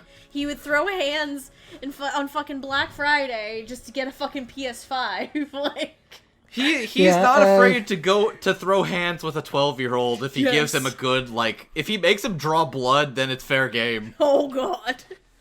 Oh, you have to order a PS5 online and go into the store, huh? Where's the fun in that? Why can't I push children? Thorkel, he's such a goober. Your children will get no present this Christmas, for I, Thorkel, am buying 3 for my bros. Get out of my way, bitch. Come at me, bro. He's like, come at me, bro. Fight me for that. So anyway, I wasn't sure if Thorkel was an actual historical figure or not, but sure enough he is. Oh god, really? Yeah. So as was stated in the show, he was the son of this Canadian chief, Stuart Harold, and the brother of Jarl Sigvaldi. He was also the chief commander of Jan's Vikings, and in addition to being regarded as a great warrior and leader, was recorded as having taken Canute the Great under his care, which may or may not come up tonight. Okay, gotcha. So funny enough, I didn't know this when I paired these two together for Surprise! this. So, That's actually pretty so that was a fitting. fun surprise. Surprise, bitch. Which, you know what? It's very much brain... Oh my god. It's Pinky in the brain. Motherfucker, I hate you. Really? Viking and the Prince. Stop. Viking and the Prince. One loves a challenge and the other's in charge. Viking and the That Prince. doesn't even work. I know, I'm winging this right now really hard. I need support right now in this trying time, and you are letting me down. You're not getting any support from me for No. this stupid take. So anyway, playing Prince Canute, we have Josh Greeley, who has played such characters as Kenichi Shirahama and Kenichi the Mighty Disciple, Sakaido in It Invaded, and Superior in A Heroic Legend of Marsland. And playing Thorkel, we have Joe Daniels, who has played such characters as Chihiro Kujo in After the Rain, Misaki Tachikawa in Shirode, and Wakatoshi Tsujima in Haikyuu. So we need to come to a consensus about which character we talk about first, because we could go into a lot of both of these characters very extensively. I feel like no, Thorkel would probably be the best place to start. I was actually also thinking Thorkel might actually be the simpler conversation. That's true, because Canute does have a lot. Yeah, okay, yeah, sure, we'll start with Thorkel. Okay, can I just say, I forgot who Joe Daniels was. I'm not gonna lie. And Andrew was like, he's in Serenade, isn't he the hot archer teacher guy? And, and I'm looking, I'm like, fuck, you're right.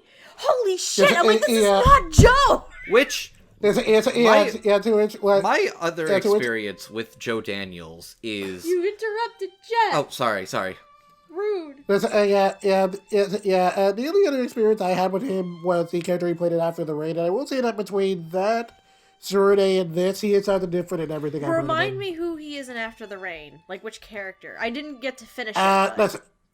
That's right, he is, Is he the shitbag that tried to hit on, fuck? That was Jason. He is, I don't remember he is Jason's, offer friend. Okay, I don't remember. Oh, author friend. Oh, I'm trying to remember. Yeah, Anyways. I know who. I don't know what you're talking... I don't remember. What I was... the guy Jason Douglas was having coffee with. I think we still need to finish After the Rain. The problem is I haven't finished it. That's the problem. Oh, gotcha. Okay. So, good to know. My experience with Joe Daniels is Ushi Wakamaru from Haikyuu Season 2 and 3, which... I haven't watched 2 and 3, so... That is an incredibly deep vocal register, like, low, rough, cold vocal register. I'm which used going, to Serenade. Which going from Ushi Wakamaru to Thorkel is unfucking believable. Bro, he chews that scenery all day, every day, and it's amazing. He is fucking hamming it up to an extraordinary degree that I did not know Joe Daniels was even fucking capable of. He is this strong, commanding, simple, childlike man. He is like the most aggressive shonen rival in all of Vinland Saga, in that he has one good fight with Thorfinn, he loses some fingers, and he's like, oh, you're good. I like that. Let's fight! It's like, I like you, kid. Just... I will say, like, I also say the slightly amusing thing is that he gets into a fight with Thorfinn, he's like, what's your name? Thorfinn tells his name, he's like, wait, are you Thors's kid? And like the entire time, and then he just keeps the information as to his connection to Thor the entire time. Yeah, because and then we finally learn, he's like, oh yeah, so Thor's wife was actually my niece, so I'm a great uncle. Yeah, so, we learned that, and I'm like, oh, there it is. On the one hand, that should be surprising. On the other hand, are they not both named Thor? It's true. I think it's just a slightly amusing thing of him just like trying to throw hands with his nephew. That's great. I love it. I mean, he doesn't fucking care. He's just like, I just want to fight is bitches. Like the most shonen anime character of Vinland Saga. Yes. It should not have fit. It shouldn't have, but it does, and it fits so well. I think what makes it work is not only is he just like an insane beast of a warrior, he's also genuinely noble and honors his word. He has a very good sense of pride. He cannot deceive you. Yes. For the life of him. Yep. He has no poker face. No. He doesn't even know what the fuck a poker is. He just wants to throw the table at you and beat the shit out of you. Yeah. And he is one to keep his word. Oh. He is. You know what? What? The end of his second fight with Thorfinn. Are you referring to when, like, Thorfinn is, like, basically going along He's with down. Askeladd? Yeah, and other people are beating him up, and Thorkel's like, fuck you, bitches, what are you doing? Yeah, he has his second fight with Thorfinn, where Thorfinn learns Thorkel's weakness, his weak spot, where if Right. you hit him at a certain point in his skull, he will fall unconscious. Which he does. And then he keeps going, completely destroying one of Thorkel's eyes. And just beating on him like an animal, about to murder him. And then Thorkel's men are about to kill him. But then he gets up and he's just like, yeah, He's furious. Hey, I had an agreement with this kid, you fucks. Yup, he got pissed. If he wants to kill me, you're going to let him fucking kill me. Yep. Like, he has a great sense of, like, honor and pride. Like, he keeps his word. He is such a fun, genuine person, despite actively being a violent threat for most of the show. Every scene with him is such a delight. It's entertaining. It's also really interesting, especially when he's realizing he's trying to talk with Thorfinn, like, there is something I'm missing as a warrior. Yep. Thor's has it. What am I missing that Thor's had? Yeah, I do appreciate. Yeah, I did like the scene where it's like there's only one thing in this life I regretted, and it's that I didn't go with Thor's because because if I went with him, maybe I would have learned what it meant to be a true warrior. Exactly, I remember that too. And then, as much of a fucking lughead as Thorkel is, Joe does get his dramatic beats, not just with his story with Thor's, but probably maybe because this is like in the forefront of my mind since we finished the show just last night. The last episode where, okay, we have Askeladd next anyway. Askeladd is like going full batshit crazy, killing bitches left and right. He goes red wedding. He goes red wedding. Fucking hell. I mean, you're not far from wrong. But anyway, and you're kind of far from wrong. Yeah. Whatever. I've never seen Game of Thrones. It doesn't fucking matter. And Canute and Thorkel are standing off to the side, and Thorkel's like, I'm not gonna do anything. If anyone should be putting him down, it's his master. Like, he's in his own way, like, pushing Canute to take control of the situation. Because, for all intents and purposes, Askeladd's doing this shit on purpose. He's securing the futures of both Canute and Wales by doing this. And Thorkel knows exactly what he's doing, and he's like, I'm going along with it, but it's up to you what you have to do now, Prince. Like, and it's not the hammy, like, ha ha ha, rah, rah, rah, rah, rah, rah, that kind of thing. It's a little bit solemn, and, like, solemn and serious for Joe as Thorkel in that moment. So, it's very compelling, like, him seeing the gravity and the reality of the situation, and him understanding what's happening, that it's like, I like fighting, but I understand what's going on here. And this is not for me to deal with. This is for you to deal with. This is for you. Yeah, I also kind of appreciate that, like, the very last thing we see of him in the show is, like, after, like, Thorfinn loses it when Askeladd passes away.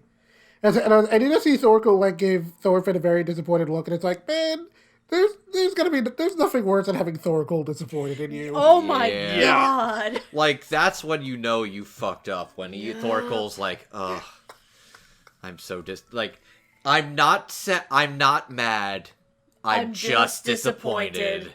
And that hurts even worse, coming from Uncle Thorkel. I love Thorkel. I love Joe as Thorkel. It's I so like this fun. guy. This guy would be good with your kids. Yes. He'd be a great uncle to your kids, but he'd also be a bad influence on your kids. He would Uncle Thorkel will be there drawing on the walls and breaking toys with the 6-year-olds. Fucking what? What?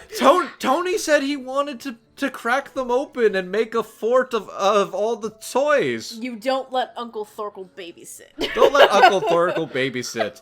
Everything will be broken. There might be some feces on the floor, and there's like half a bone of a pig. And he will let your kids drink all the Mountain Dew and eat all the candy before bedtime. So Uncle Thorkel will introduce your kids to soda and Pop Rocks. yes. But Joe is amazing as Thorkel. It's so different, and it's like, oh my god. So, yeah, also, one last thing, it was more of a funny line, but it's kind of appreciated after, like, that whole, like, Trek in the Snow went down afterwards, and, like, he and Thorkel become Canute's retainers. It was just this thing where, like, Joe just says in, like, the most matter-of-fact way possible, like, hey, I just killed all your men, but let's get along. Yeah. Hey, bygones are bygones. Let's let bygones be bygones, right? Man, who even remembers trying to kill each other? What was that, like 5 minutes ago? That's history, bud. Who cares? I love it. I love how he says that completely unaware of like Ashlad's actual contempt for his own men. Oh yeah. The blood is still warm, the bodies are still warm, and he's just like, hey, all's well that ends well, right? Yeah. Thorkel's like, hey, let's get along, brother. But no, Thorkel is just a delight. I love him. I love Joe Daniels. He's so funny. I'm sorry, Thorkel is just so happy and such a goober. I love it.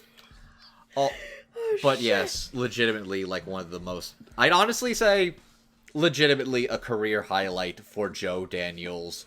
Mm-hmm. Maybe one of his best, period. Oh, yeah. He's also noted this is like his favorite performance. So, good, it you can definitely tell. shows. Good. It shows. Which... Oh, boy. Man, we went so much having fun with that. We still have Josh. We still have Yeah, Canute. like... Oh, I love I'm them. gonna be real. Mm-hmm. Josh Greeley may have delivered one of the performances of their career as Prince Canute. Man, I can't even argue with you. I'm not gonna say the best, but I'm gonna say It's high up top there. 10. I'm not gonna say 5. I think It's up there. I was debating 20, but I'm like, you know what?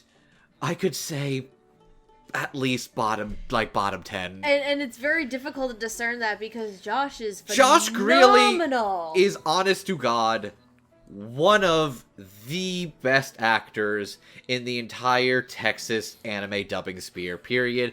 They've been a favorite of mine for years now. Same. And it is roles and performances like this that show why they are one of the kings. Oh boy. That's strong wording. So, Oh, Canute. I- Sweet summer child. I just want to talk about, I think my favorite scene in this show, alongside Kyle's Willibald, is Canute's his coming of age, his evolution as a character, as a king, as a leader, as a commander. And it was so effectively... basically that conversation with Ragnar is what you're saying. Not even just the conversation with Ragnar, the conversation he had with Willibald, where they realized there is no love in the hearts of man. Because before that, Canute is this very timid, this gentle child, basically. And a devout believer in the will of God and his Lord Jesus Christ. He literally, chastises Willibald earlier in the series for even doubting God as a, ruler, as a savior. And that was, I think, one of the first times that Canute actually spoke out and spoke his mind. Right. Except for maybe when Thorfinn was chastising him and busting his balls. Busting his balls because Thorfinn is fucking Thorfinn and he doesn't give a shit. But my favorite scene in this show is effectively, why did God bless us with knowledge from the Garden of Eden? Yeah, but by casting us out from paradise to live on a hell that is Earth. Oh yeah. And then it was in that moment where Canute hit that moment of revelation and clarification. If God is going to cast us out of paradise, fuck that nonsense. I will work. I will fight. I will bleed. I will live and die. I will make a paradise to make paradise on Earth. Yes. Despite what he wants, I will fight to make life paradise on Earth. Yeah. It's such a powerful, poignant, chilling scene that I was like, shock. I had no words. I was just... I think both of us, after that, we were just sitting there like, holy shit. I was awestruck. And it was a moment I realized I'm watching something incredible. Yeah. And legitimately... Oh, I realized I was watching something incredible, like, episodes back, but, you know. Point still stands. You know what I mean. But legitimately, it's just... What a fantastic evolution of a character like this. It also probably helps that I like the character archetype of the sensitive badass, the sensitive, unassuming character becomes a badass for strength and others. You described this, I think, when we were watching this very early on when we were introduced to Canute, as like an Armin in a way. Yes. That's how you describe I'd say this is legitimately, like, the closest comparison. If I was to compare Canute or Josh's performance as Canute to anything, it is absolutely Armin Arlert. Yep. Where they are a sensitive, emotional character, but they are strong-willed, they are commanding, and you do not fuck with them when shit gets real. Yeah, 100%. And it's incredible, it's phenomenal, and... Canute really became a character that became something else. That whole scene, that whole exchange about turning Earth into paradise on Earth, despite what God wills it, I will make it against his wishes. Chilled me to the bones. And I end my thoughts with a joke I came up with, where Prince Canute's character arc is effectively...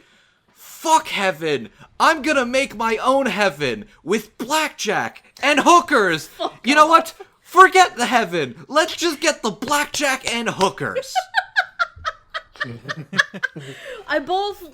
Baby, I love you. I love when you ramble. I also hate when you ramble because on all of a sudden it's like, what the fuck am I supposed to say? You said everything! Like, I don't have anything else really to add. Like, Josh has been around for I feel like forever, and for good reason, because they are phenomenal.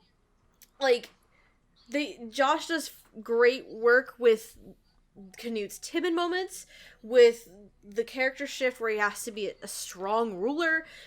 Canute even has those moments where he's like freaking like pulling at my heartstrings. Like, again, talking about his goodbye to his Jedi Master goodbye to Ragnar. Like, I don't have a lot more to add. Like, Josh is phenomenal. They've always been phenomenal. Like, I don't recall ever running into a Josh Graley performance that I dislike. Like, I don't have a lot to add here. I don't have anything to add. I don't know if you boys do or not. It's interesting also because like, it takes several episodes, and I mean like 3 or 4 for Canute to even start speaking. Yeah. Like, Canute is very timid. Like, he's childish and a coward, and Josh did a really great job with that. But then it's after being on the battlefield and having this epiphany of, oh yeah, God has abandoned us, so I will make paradise on Earth. Yep. And, like, just that 180 shift from the child to, like, an actual viable leader. Yes. and the confidence, not really swagger, just confidence, not pure, unbridled, I know what I have to do, and you guys are gonna have to help me do it. that determination. No, yeah. hang on. I'm going to argue. It's not you have to do this. It's you will do this. I speak, you listen and obey. Okay, yeah. That's pretty accurate. Fair. But like I said, this is one of the performances of Josh Greeley's career. Like, in terms of, like, the performances of Josh Greeley I really like, this is, like, on the high end of their top 5. Wow. Okay. Wow, top 5 Strong for words. you. Bold.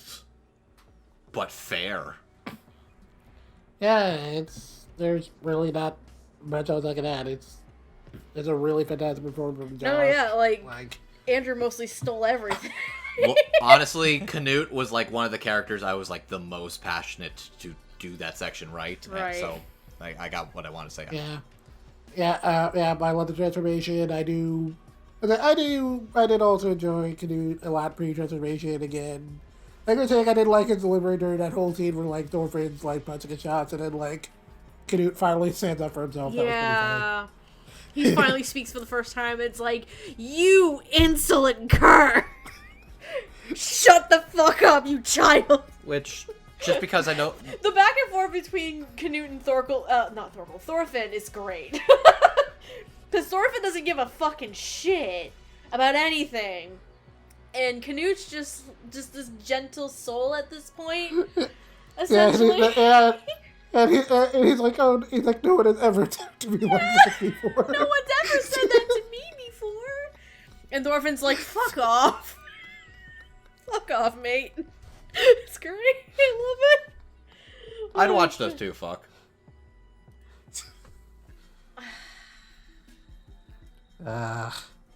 Andrew. No. And the room goes silent.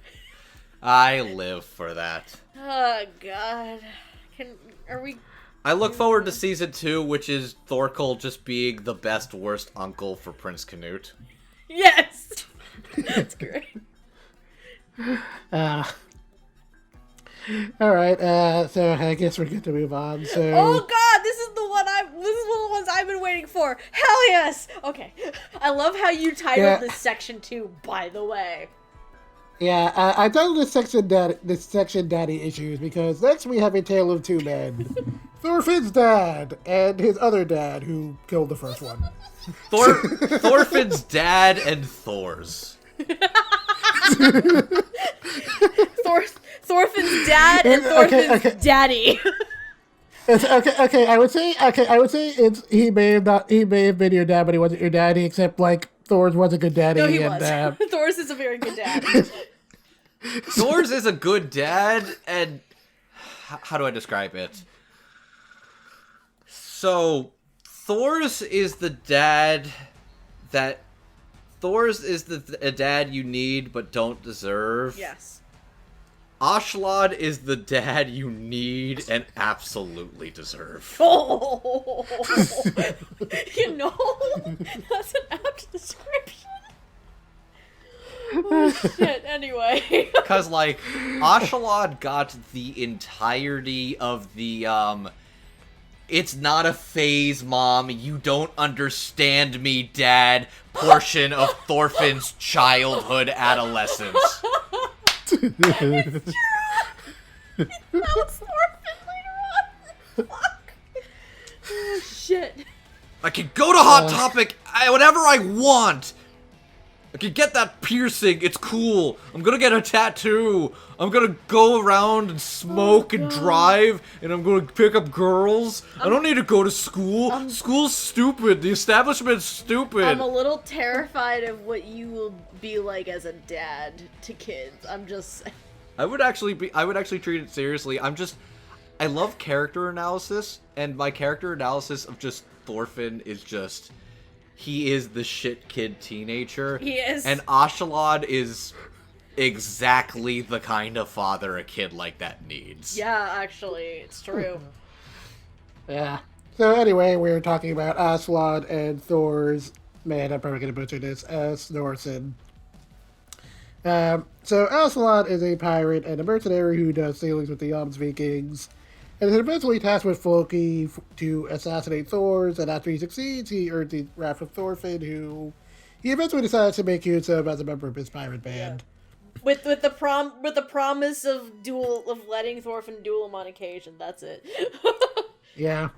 So from what I was able to look up, Askeladd is not an actual historical figure. However, the name seems to come from a character called Espen Askeladd, who is a main character in some Norwegian folktales. Oh, So, okay.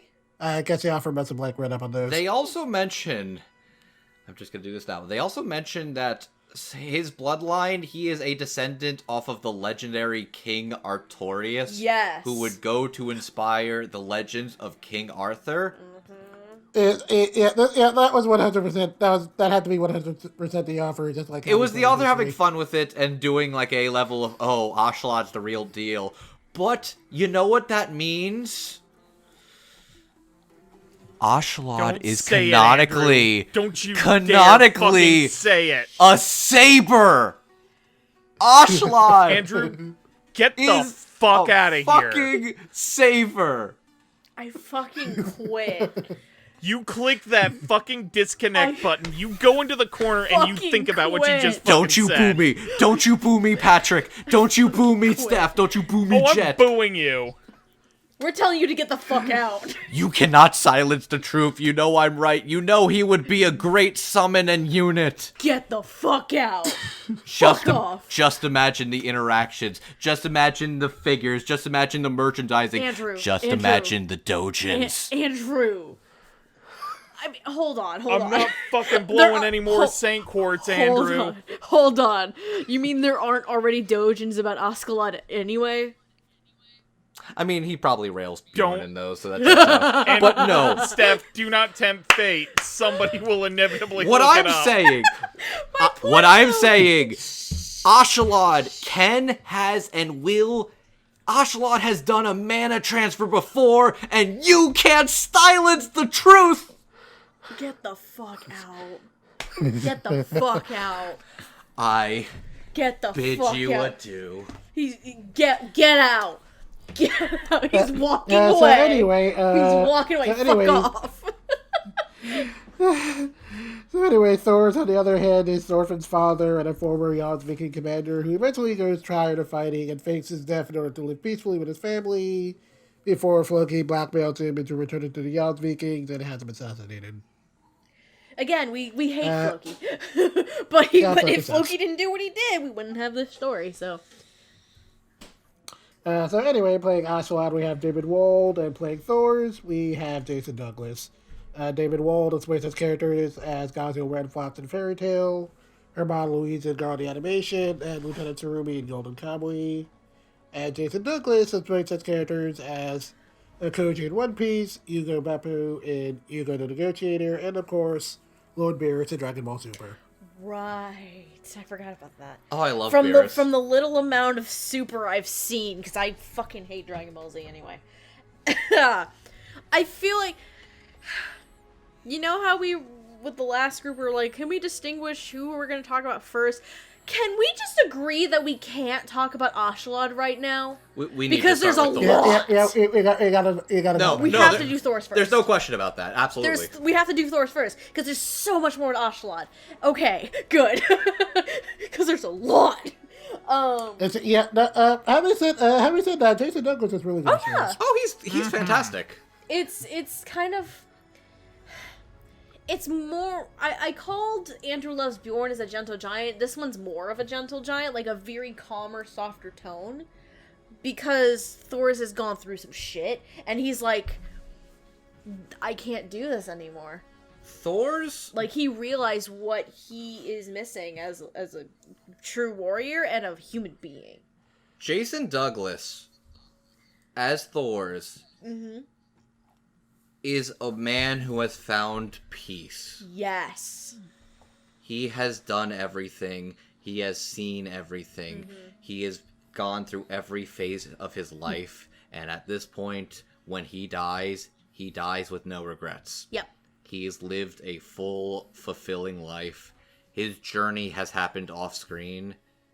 He died saving the lives of those close to him while not being true to himself and his ideals. Yeah. He did not compromise his ideals. He saved everybody else. He died at peace. And Jason Douglas is playing a man who is strong and commanding and kind, who has found that peace and has no regrets.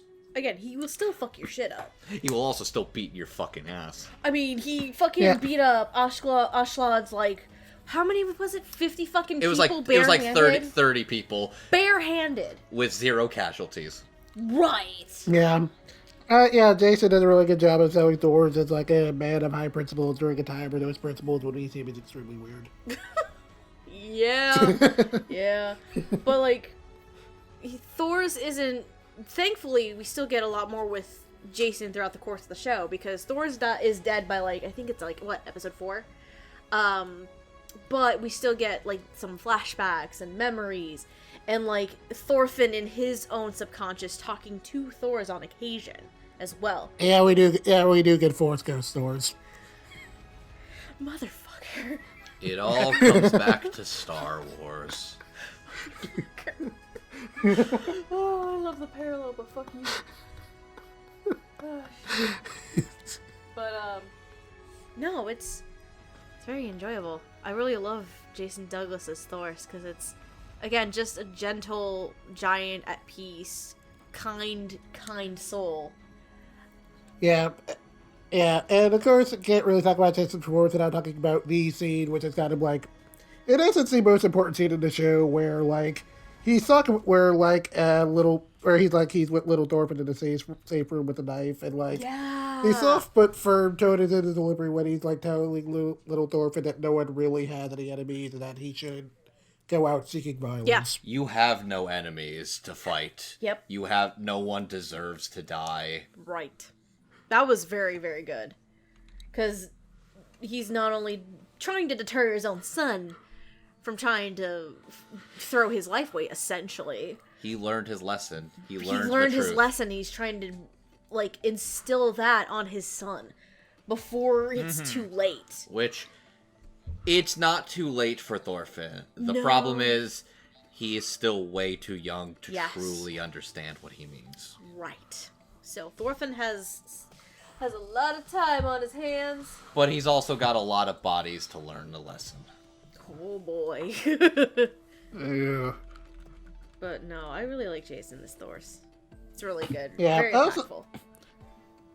Yeah, I also like that the dynamic with little Thorfinn was kind of interesting, that he's also kind of, like, a little bit awkward as a dad, and that, like, he's trying his best to get through with him, like, maybe not looking forward to battles and war, and also, just kind of doing everything he can to watch over him, and just, like, I kind of like to have there's, like, a couple of little awkward moments, like, when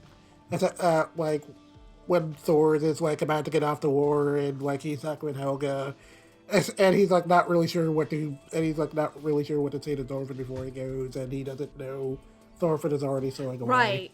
And it's like, it's his dynamic with little Thorfinn is just really, really intriguing, because traditionally and historically, Vikings pride themselves on battle. They want those heroic feats of battle, and it's not only is it made a point in the show, but they want an honorable death so they can be welcomed into Valhalla. That is an actual tradition in the Viking lore and their beliefs.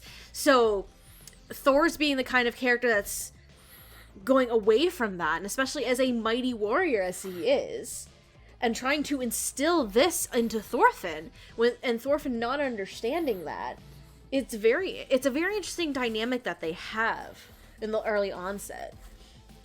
And it's like, it tries to set a precedent for what the show is to come, because it ends up being Thorfinn's journey into not just revenge, but trying to figure out What his path in life is. yes. And it becomes even more present at the end of the show, after his daddy Askeladd ends up biting it, So, because it's like, now what do I do? I just realized that not one, but two different dad figures are dying in front of Askeladd, basically You handing mean Thorfinn? No, Askeladd.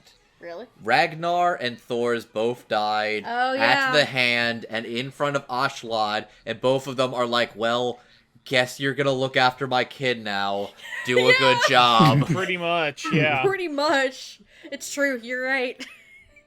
You're right. Oh, lordy. And I don't know if you guys have Any anything else thoughts? to add. I mean, there is another kind of really big scene that Thor's gets that I think Jason Douglas did an absolutely pitch perfect job with. It's well after Thor's actually dies. Yep.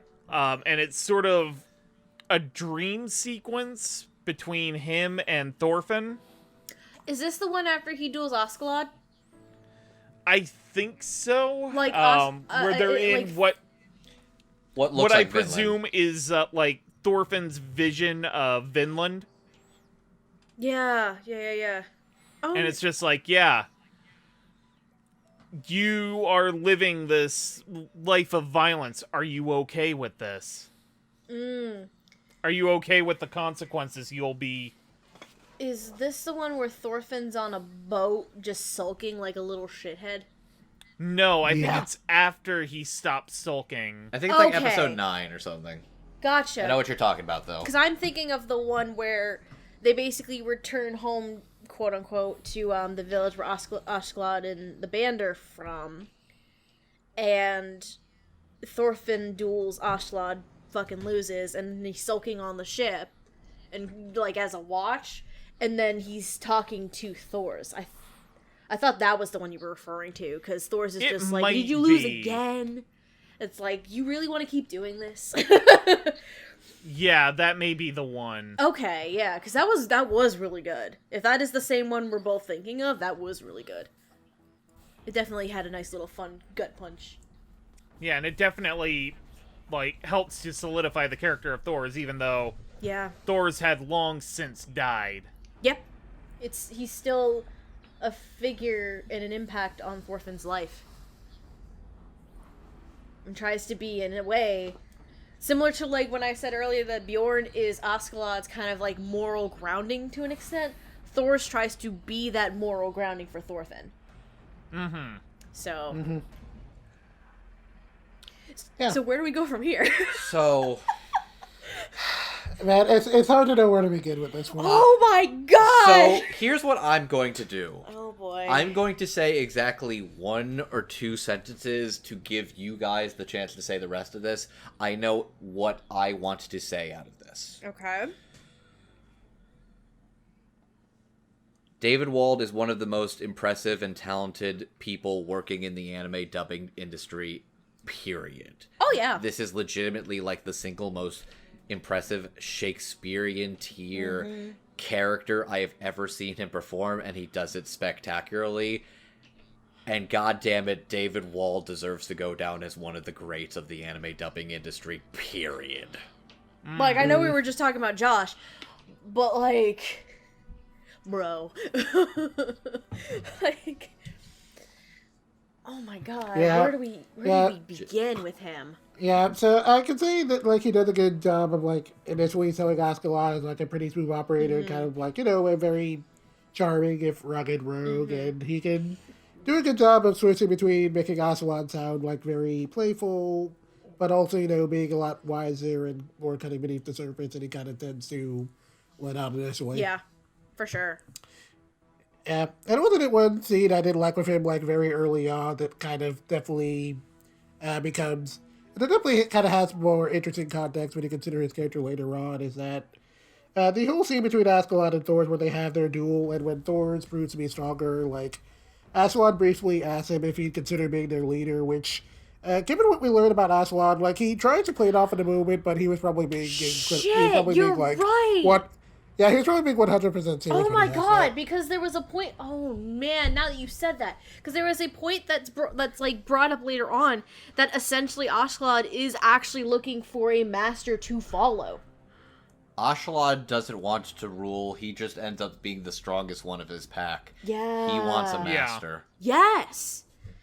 And he thought he could get that in Thor's. Oh my god! I didn't even think of that. Holy shit, bro.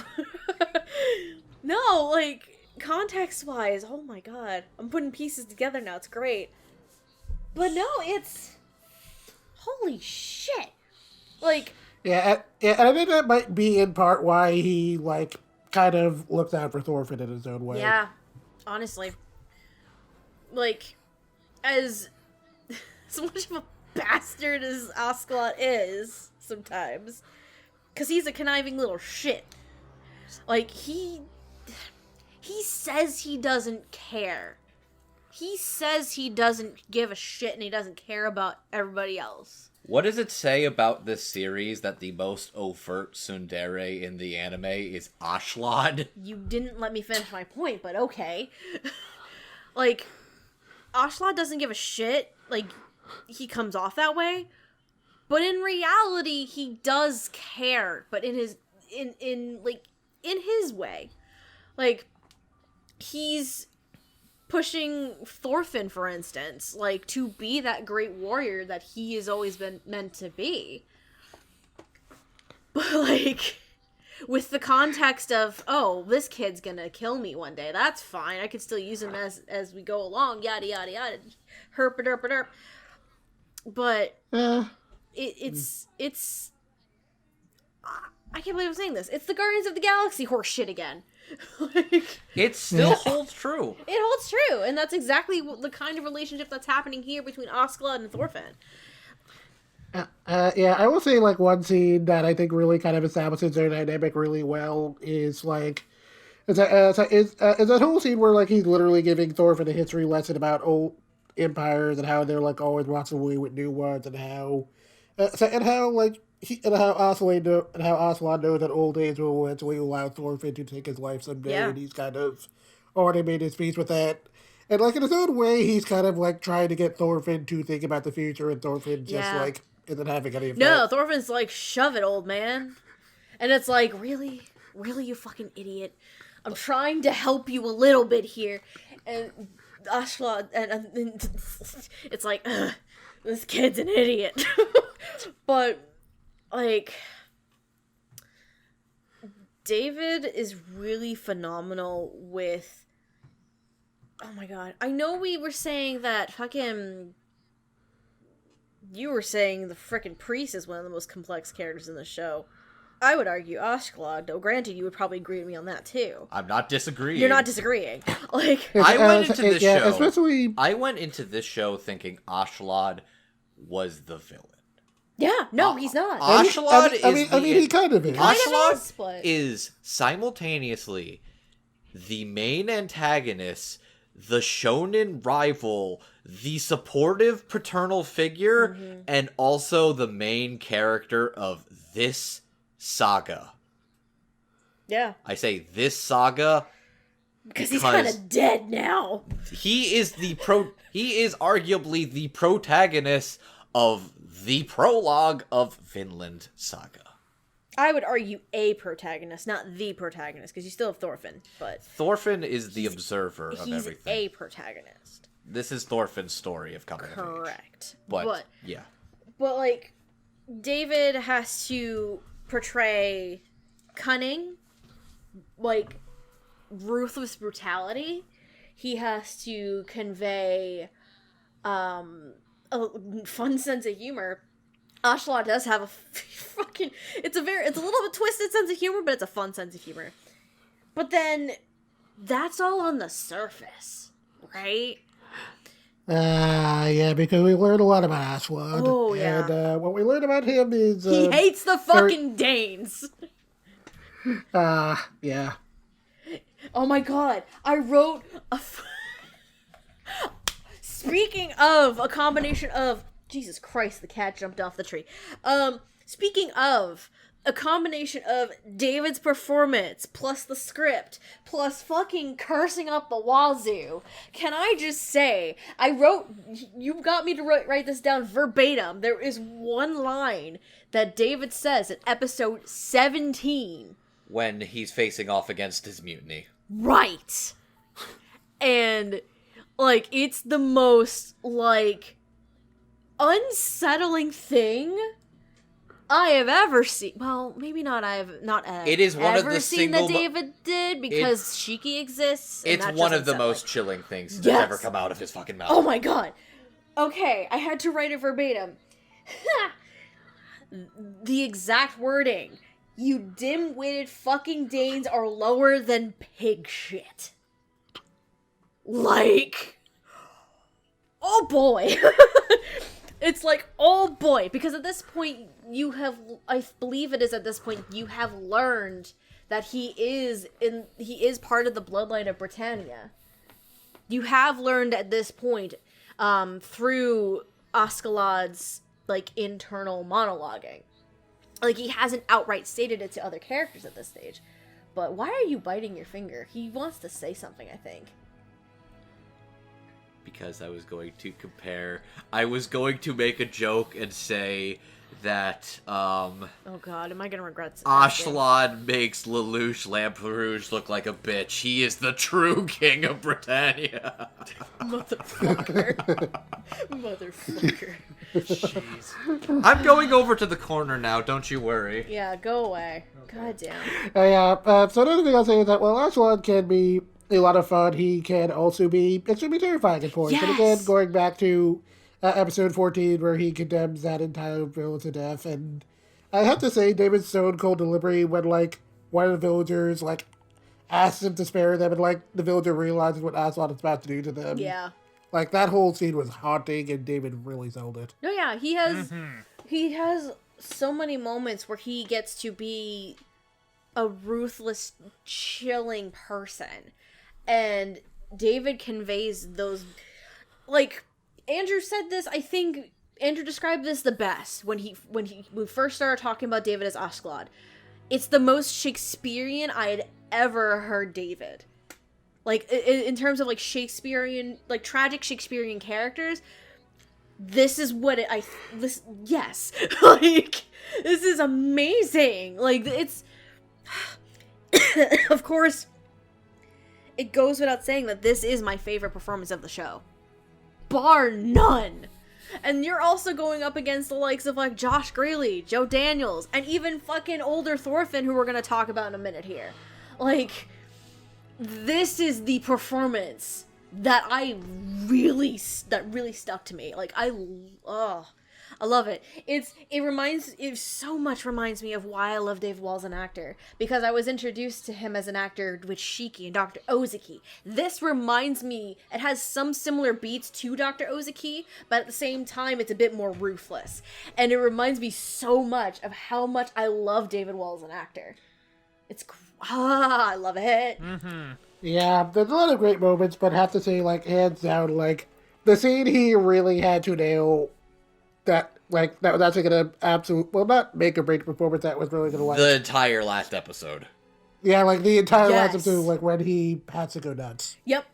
Because he decides, okay, so we had mentioned that King Swain is like, bitch, you gotta choose, the prince or Wales. You can't have one or the other. You can't have both.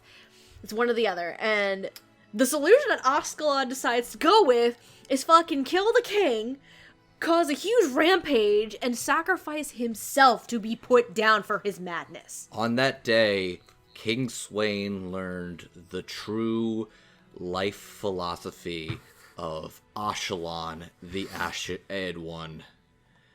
Fuck around and find out. Fuck around and find out. Like, again, because Askeladd only cares about two things in this world.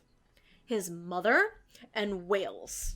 Also, his true name was, like, Julius Artorius... I forgot the last Cassius. Cassius. Julius Artorius Cassius. It was Lucius. Lucius Artorius Cassius.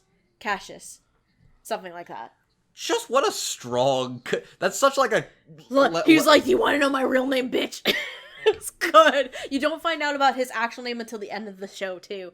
Like, that is just a swan song of, like, I'm gonna go out like a badass. Like, His true name kind of sounds like a history OC, Do Not Steal. oh my god. Andrew!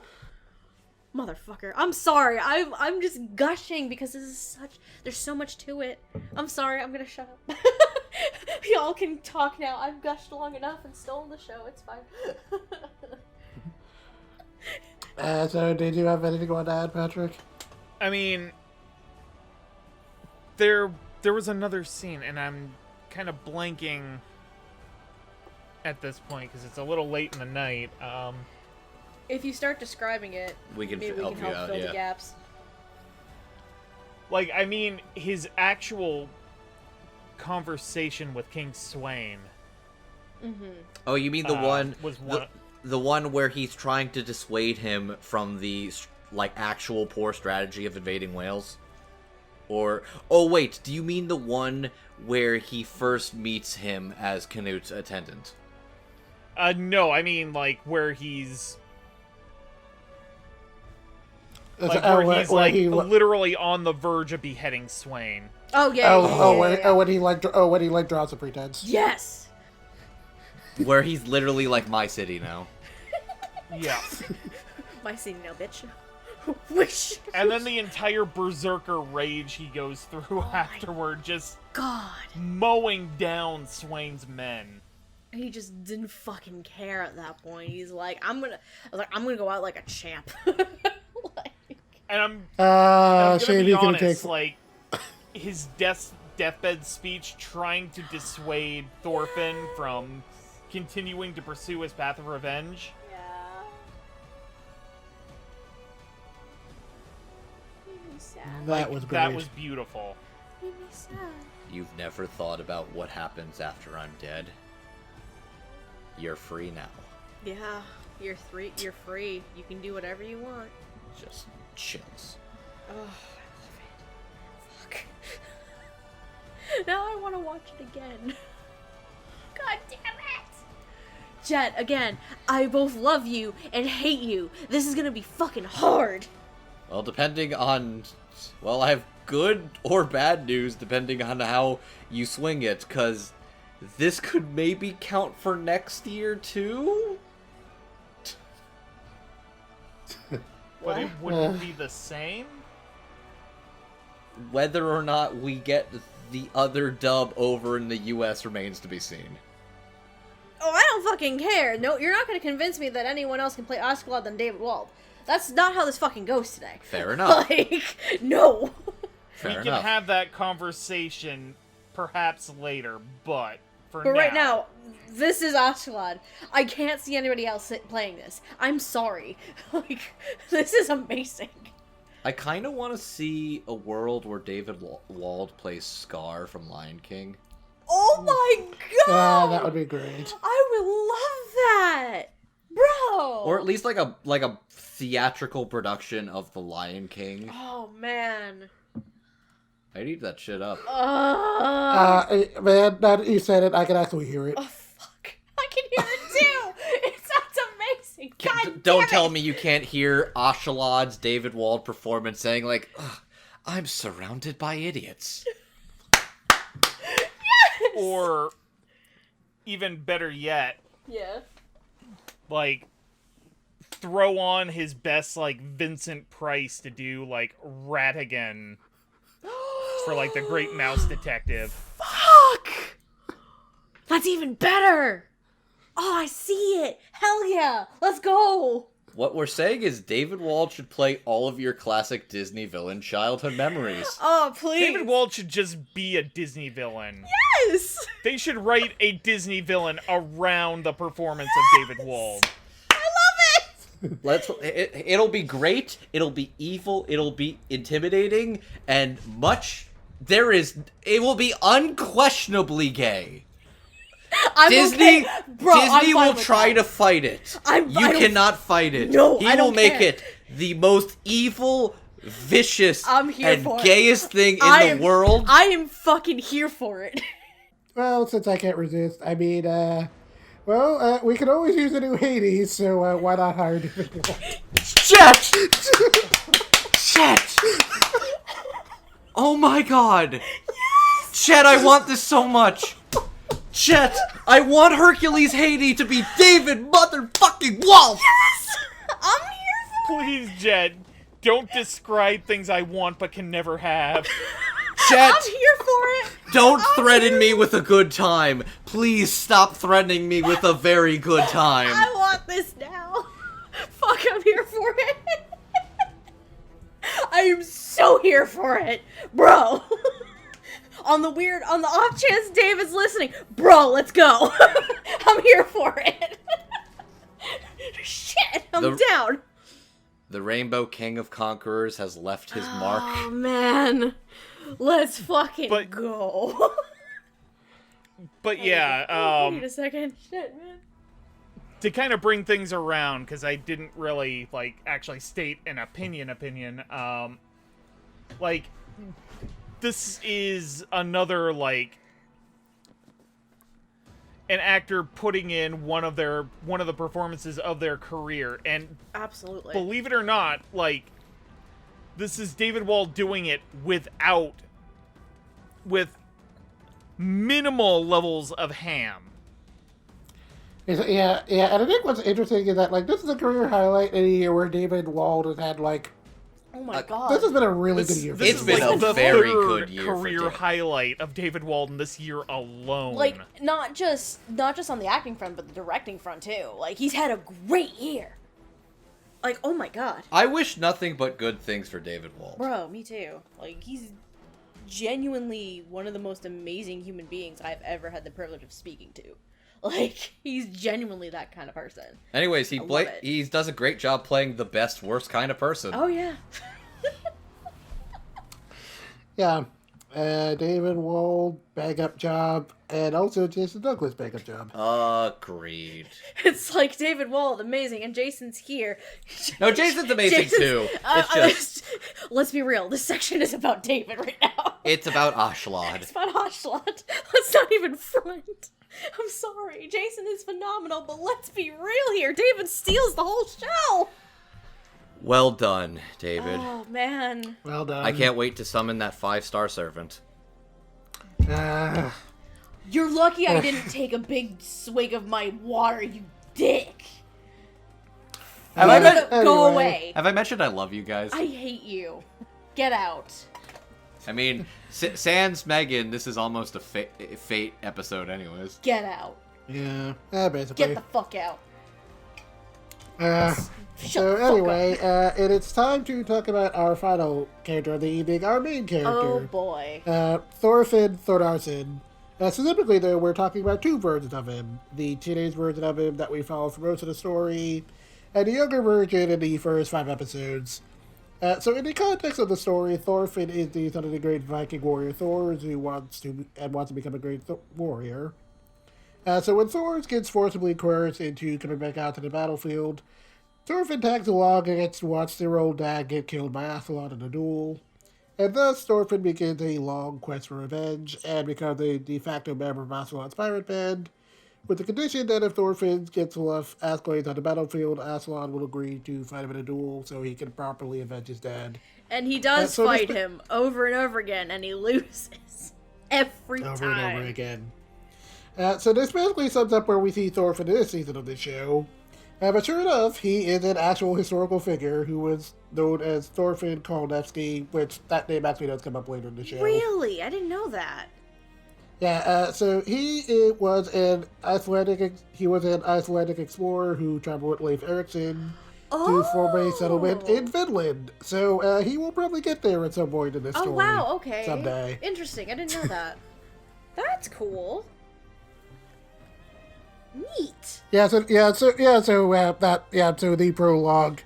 So the prologue bit at the end of the season is kind of there for a reason. Yeah, probably. Anyway. So anyway, playing young Thorfinn, we have Shannon Emmerich, who has played such characters as the Emperor in the comic Got Kill, Brui Ninomiya in Gods and Crowds, Nat in Made in Abyss, and Denpa in Denocoil.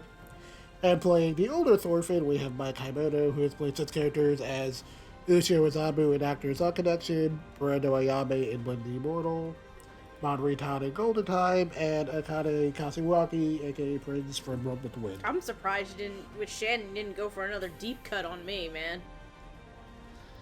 I don't know of any Shannon deep cuts off the top of my head. Orion from Amnesia. Oh my god. I was thinking it. I was like, man. I was like, Yeah. Shannon is Orion, I believe, right? And I'm like, yo, yeah, sure. Amnesia. What a... That's a deep cut. Yeah, so we should start with that and not start with Shannon, not just because, like, obviously, you know, we see young Thorfinn in the beginning, but also because, like, in a lot of respects, she has to cover the most, like, emotional range of Thorfinn's character, because, like, older Thorfinn is basically one mood. Yeah, older Thorfinn is One mood, grump. This is the Thorfinn. This is the amount of fucks I give. That's basically the mood. Young Thorfinn, so much promise and innocence, only for reality to come down like a fucking I was about to say hammer, come down like a fucking batch of arrows. So I do think Shannon does a pretty good job of, like, initially selling Thorfinn as, like, you know, this very mischievous but enthusiastic kid who wants to go on adventures and, you know, thinks his dad being a warrior is, like, the coolest thing in the world. Oh no, yeah, like, again, goes back to Viking culture. Yeah, and while it was, like, kind of depressing to see how, like, Thor is trying to teach Thorfinn pacifism was kind of, like, going over the kid's head, I thought that Shannon did, like, a good job of selling Thorfinn's confusion during that whole exchange, and him, like, not comprehending what having no enemies means. Yeah. Very innocent little boy. So a lot of those early episodes, Shannon does a pretty good job of the innocence, and I especially like Shannon's delivery, like not even when we get to, like, the big scene on the boat with Askeladd, but even, like, before then, like, right after Thor's dies, and you just kind of, like, see Thorfinn in the cabin. Yeah. Just trying to process what happened. Mm-hmm. And I thought that Shannon's delivery there was, like, really great, just, like, shifting between, like, sadness, shock, and fear over the span of, like, a minute. Yeah, pretty much. He's going through a mix of emotions in the span of a minute right there. Yeah, like, and then we get to the scene on the boat, and I have to say the delivery there is, like, really interesting, because, like, while it doesn't sound, like, scary in the way you would kind of, like, expect it to, given the nature of the scene in question, like, I think the way Shannon handles it also works really well, because while you can tell that Thorfinn is, like, definitely really ready to choke Askeladd down, there's, like, just enough desperation in the way that Shannon delivers it to remind you this is, like, a kid trying to really hard to act tough and convince himself he's going to do this. Yeah. And I think in a way it kind of, like, helps to make the scene, like, a little more tragic because there's, like, no going back after all that. No, yeah, absolutely. Like, you see in Shannon's Thorfinn the death of innocence right there.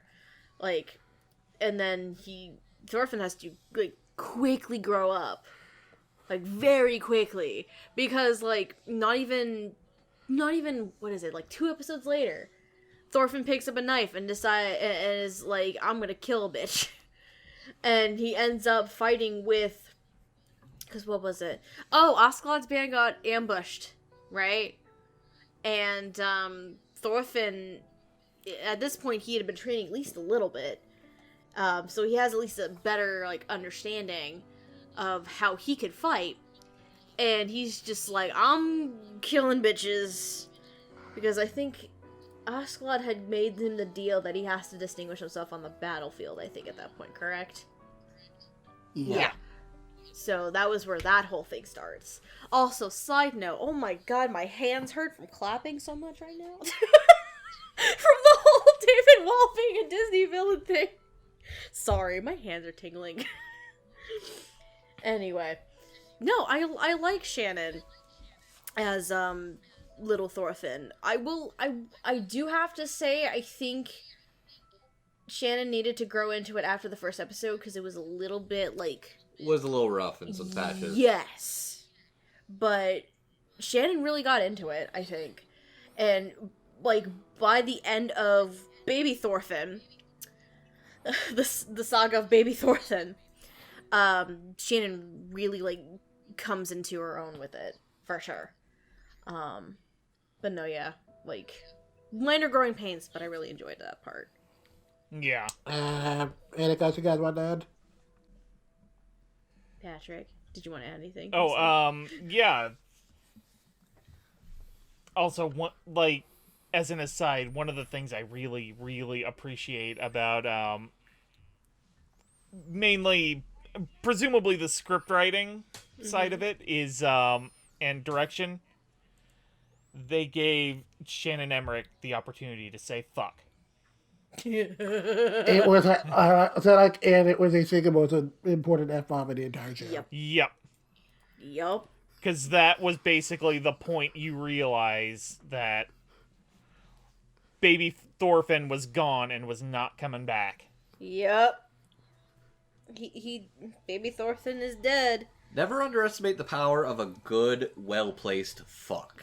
If you would like an example of this, watch the entirety of BoJack Horseman. Okay. It's going over. He's not wrong. That's going over my head, so. Like, Alright, I think they I'll only leave you. drop, like, a handful of F-bombs in BoJack Horseman, but when they drop... They literally only use, like, one per season, and when it does, it is a bomb. It is a dropping bomb each and every time. Okay, I will take your guys' word for it. Anyway, sorry to interrupt you, man. Please continue. I mean, I didn't have too much more to add, so I guess we can talk more about older Thorfinn. Which, before we even get into that, there is like a very kind of interesting little aside I want to mention. Okay. Because Sentai did do like a couple of interviews with Shannon Emmerich and Mike Himoto for like their podcast, and I listened in on a couple of those. Oh, okay, I didn't know about that. Yeah, so something interesting I learned with Mike in particular was that Mike was assisting on some of the early episodes. And apparently he found out that he was being cast as Thorfinn while he was working on those episodes. Wow! That's funny. I like that. Oh, hey, cool, I finished up with with Baby Thorfinn. Hey, I'm do curious you want who's to gonna- play grown-up Thorfinn? Fuck what? No, I could just imagine, like, hey, it doesn't actually say who we're booking to play older Thorfinn in the next episode. Kyle just like, What's your surprise! What's your schedule? What's your schedule like? What's your schedule like, Mike? For the next, I don't know, like, couple months. That's a funny way to find out, too. That's great. That's amazing. Oh my god. Wait. Mike! Oh boy. So, who wants to take the swing at this one? Or I mean, like, I'm gonna be real here. Yeah. In a show that has had so many career highlights for so many actors, guess what? Oh, here we go again. Thor slams the cup down. Another! Like, I know. in a just world, this teenage Thorfinn would be the role that puts the name Mike Himoto in more mouths. Like, in terms of, like, people who watch anime dubs but don't necessarily, like, follow them to the level we do. Right. Because we're obsessed. 'Cause we're crazy. To me, it's just kind of a shame of the manner in which the means one has to go through in order to, like, via legal means, watch this dub. Yeah. Because, You kinda like, gotta you blind buy actually it have or to be a go fan. through... Huh? You kind of either gotta blind buy it or already be a fan who wanted it. Yep. Right. Yeah, it's not streaming, Like- is it? Oh, wow. I forgot it's still Like, not I streaming. may have more to say about this in final thoughts, but it's like...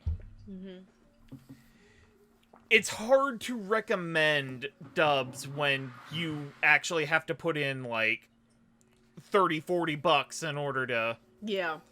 in order to like actually experience it. I know that's the way a lot of us have done it, but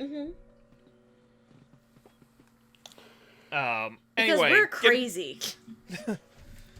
we're a bunch of old thoughts. Anyway,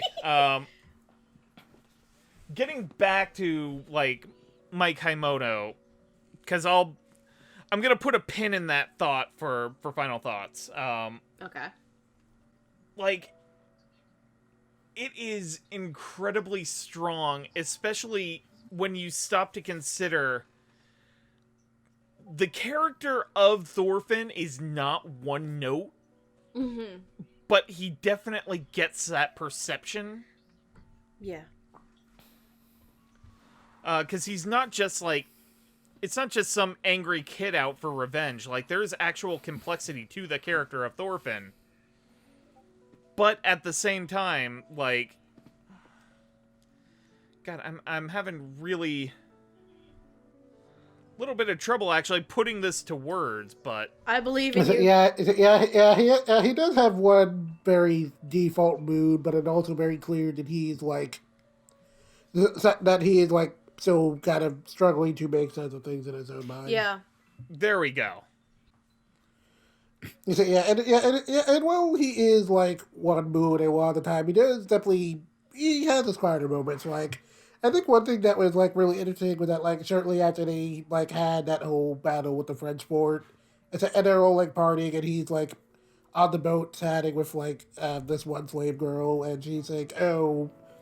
And she's like, oh, I get the feeling that your situation is similar to mine, and he like tries to play it off as like we're completely different. But In actuality, it's a very similar situation. it's a very similar situation, and then like, and then you hear him like in a surprisingly calm tone, like talking about Vinland and how like and how it's this paradise where there's no slavers, like far to the east, and while he's like trying to, and while in the context he's supposedly saying it to her to try to convince her there's a better life, it's also in his own mind he's trying to say it to himself. Right, because even though like when his dad is murdered, and effectively in Thorfinn's character, that's where the innocence is died. Vinland is the one thing he's still attached to.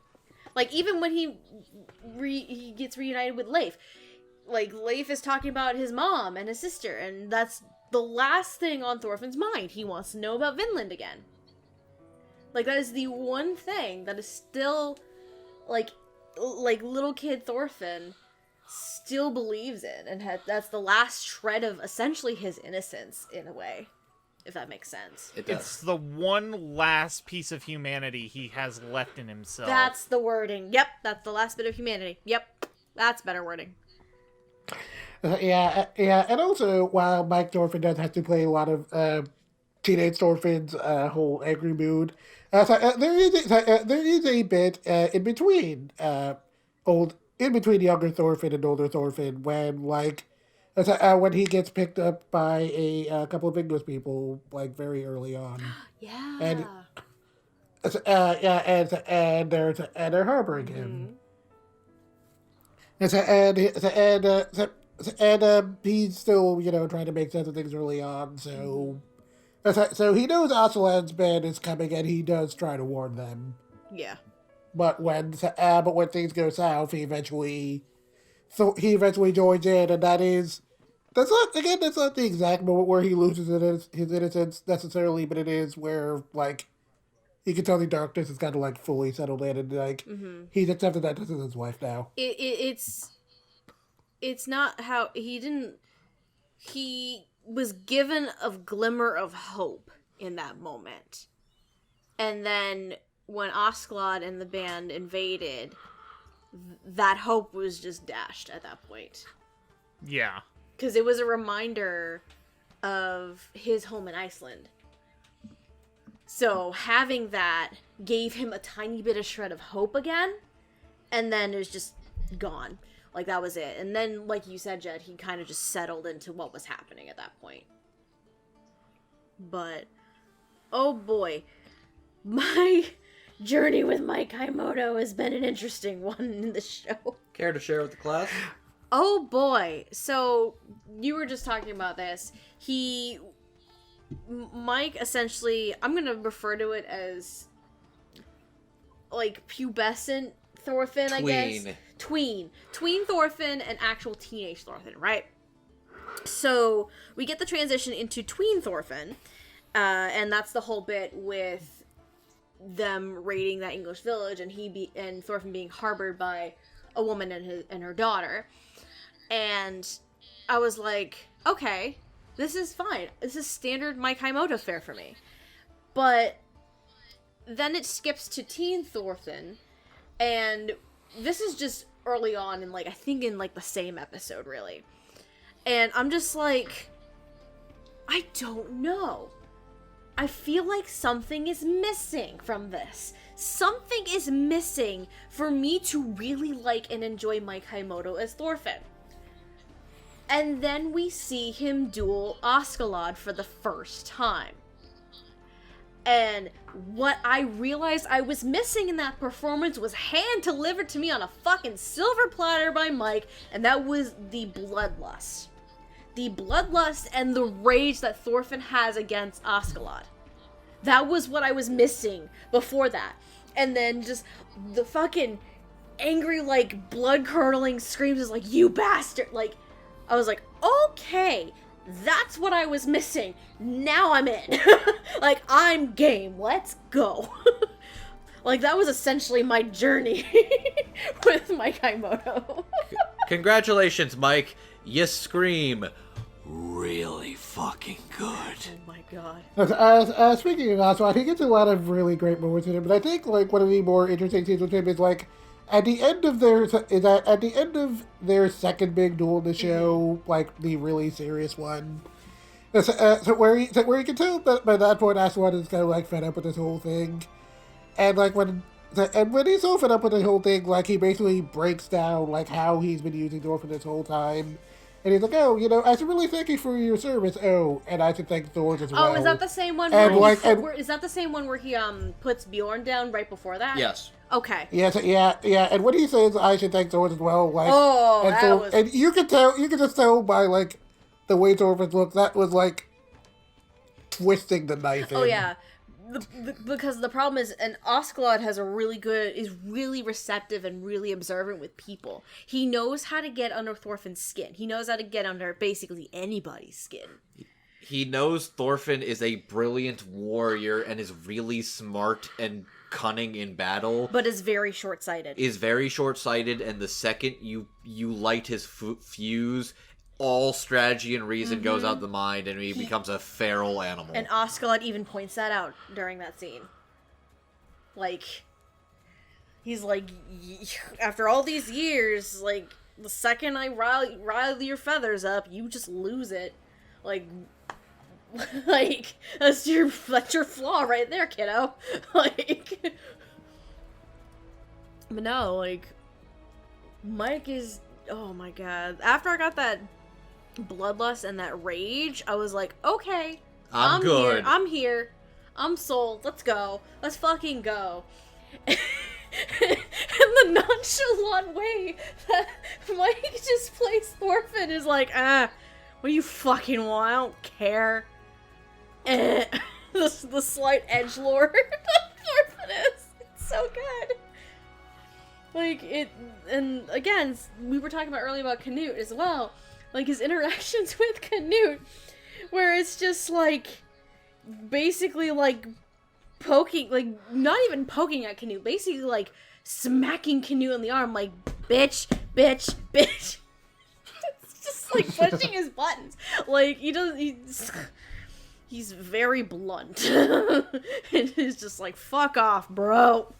Like, it's really good. Like, there's a lot of aspects to Thorfinn's character that Mike, I think, just really hits, and I love it, dude. Again, it took me a minute on the early onset because of that one little piece that I was missing, because there wasn't that opportunity for him yet to really showcase it. And the second he showcased it, it's like, okay, done. We're good. Like, I'll be honest, Vinland Saga is the kind of show where ham, snap, and banter really isn't necessary. It's one of those shows where, like, I actually appreciate more of the little nuances than like big, like, actors being big and boisterous. It's the subtleties. Right. Yeah, and that's like, that's why I appreciate Mike Himoto as Thorfinn so much. It's just like, it's not trying to be this big, grandiose, Shakespearean kind of character. It's just a kid, a broken kid. Yep. Trying to find his place in the world. And it's like, it's really kind of a beautiful addition to a really beautiful story. Yeah. Yeah. It really is. It's phenomenal, man. Yeah, and I was gonna say one other big moment that I thought Mike handled really well. When Askeladd finally dies. Yes. Oh, Yeah. that entire And scene there's was and there's just and there's just like and there's just this mix of, like, you know, Thorfinn's usual anger and also just like this very clear sadness to it because well, you know, he's made it his life's quest to kill this man. He has made it his life's quest to kill this man. He doesn't know what to do with himself now. So he's like, so even though he's wanted to kill Askeladd all the time, he's like pleading with Askeladd to stay alive. Yeah. Because I feel like in that moment, it's like, He's losing his father all over again. yeah, like he doesn't realize it. It's even framed the same way with the white, everything going white, and all that's left is him holding on to him The as framing, he fades away. 100%. The framing of that scene in general is like, A direct parallel. yeah. And And it just works so well. And, you know, watching the show, like, I had that sudden thought as he's, like, crying and pleading for Askeladd to get back up. Like, if he had actually been the one to plunge the sword into Askeladd's gut, would he be acting the same? That's true. And I, personally, I think he absolutely would. I think he would too, yeah. 100%. Like, he, as much as Thorfinn, like, hates Askeladd with every fiber of his being for killing his dad, He gave him purpose. he gave him exactly. He gave him purpose, he gave him a direction, he gave him a life, and now the question is, and what's going to be interesting in future seasons, what now? Where do the seas take the boy? What now? What is he supposed to do now? Like, because, again, like Askeladd said, you didn't think about what you would do after I was dead? You really are a stupid kid. Like, It is the most serious version of Plankton saying, I don't really know what to do now. I never thought I'd get this far. we're really going back to SpongeBob? We're really going back to Oh, SpongeBob. Christ. But no, it's... can I just say, at least the, like, leading cast, i.e. Thorfinn, Askeladd, Torkel, Canute, like, Jesus Christ. Like, again, this is why I say, Jet, I love you, and I fucking hate you. And with that, Oh, I don't know if there was anything.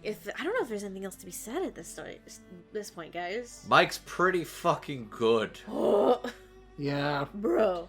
Yeah, I think that's as good a pivot as any to move into final thoughts. Oh my god, we've been going on for almost 3 hours. Holy shit! There's a lot to talk. There's also taking slightly less time than I was Honestly, You thought we would have hit the 3.5 by this point? I'm kind of with Jet. This is actually taking less time than I thought it would. You So. guys thinking we would be close to 3.5? Alright, that's All right. fair. So you know what? Let's keep this the good time. I honestly figured we would be going into, like, Great Pretender territory. Oh God, I hope not. I hope not. Fuck, man. But I mean, we're almost done anyway, so. Yeah, we're on final thoughts at this stage, Yep. so. Who should go first? Patrick, the floor is already yours. Well, hold Okay, on. It's, yeah, it's Jet's call, so. No, sure, Patrick, you go ahead. All right, I'm gonna go ahead and take the pin out of the conversation I started in Thorfinn's section. Let's circle back now. Let's go. In a just world where Amazon had not picked this show up and Sentai just had it, this would have been one that I could have seen them absolutely like pitch to Adult Swim. Yeah. Do this massive like big promotional blitz while it was on High Dive. Oh, absolutely. I see It that. would have like eyeballs would have been on this like immediately. They would have had a dub like right then and there. But then again, that also raises the question, like, would the people that we are now saying, this is one of the performances of their career, would they have been able to perform the roles, Like, or would they that have been cast by somebody else? It's all Right. circumstance. It's true, because if suddenly Japan's like, oh, this is going to be on Toonami, they would have more control. That's true. well, I mean, more necessarily, like, the timing of everything. That's than- more what I meant. Oh, gotcha. Yeah, Because there's yeah. people who were in this dub now that were not in dub back then. Oh, you think primarily like a Mike Himoto or a Joe Daniels, essentially, right? Sort of, yeah. Okay. Something like that. Yeah, yeah, Like, yeah. They were around, but they weren't as prominent. They weren't as established. Okay, yeah, that's fair. Yeah, I mean, I'm meaning more in the terms of, like, the butterfly effect, like, the little change of Sentai dubbing it sooner might have affected how it ended up getting cast and whatnot. That's fair. But, like, the show I absolutely recommend, like, without question, but it's a little trickier to say, like, do you spend $40 of your money to order a Blu-ray of this of the show? Yeah. Honestly, I can tell you it is absolutely worth the money, but like not everybody has the 40 bucks to blow on it. Not everybody has the means to play back Blu-rays anymore because now streaming is king. So it is a little trickier to recommend, but if you have the means, absolutely do it. I hope this ends up one of sort of the, ends up like some of their other Amazon pickups that they dubbed that kind of end up on High Dive a little later. Like a Made in Abyss situation? Yeah, pretty much. Yeah. Or probably more accurate to what's going on now, because like they had they basically had Made in Abyss from the very beginning as it was debuting. Like, Do you this mean is a something little like more a of like Scum's Wish? a Kokaku or Scum's Wish, Okay. Yeah. where they did end up on High Dive a little later. Gotcha. Okay. In a just world, like something like High Dive or Adult Swim would be still in the cards a little later. And I True. hope it gets that chance. Because this is the kind of dub that, like, I want as many eyeballs on as humanly possible. Like, it is definitely one of the big, grandiose dubs of the year. Yeah. For sure. And when I can say, like, the biggest complaint I have about it is how you get access to it. Yeah, this says a Like, lot. that's saying something. This says a lot, yeah. So, yeah, Yeah. like, this is one of my absolute favorite dubs at this point, and, like, I hope, like, circumstances allow it to have a better chance to flourish and thrive. Well said. Steph?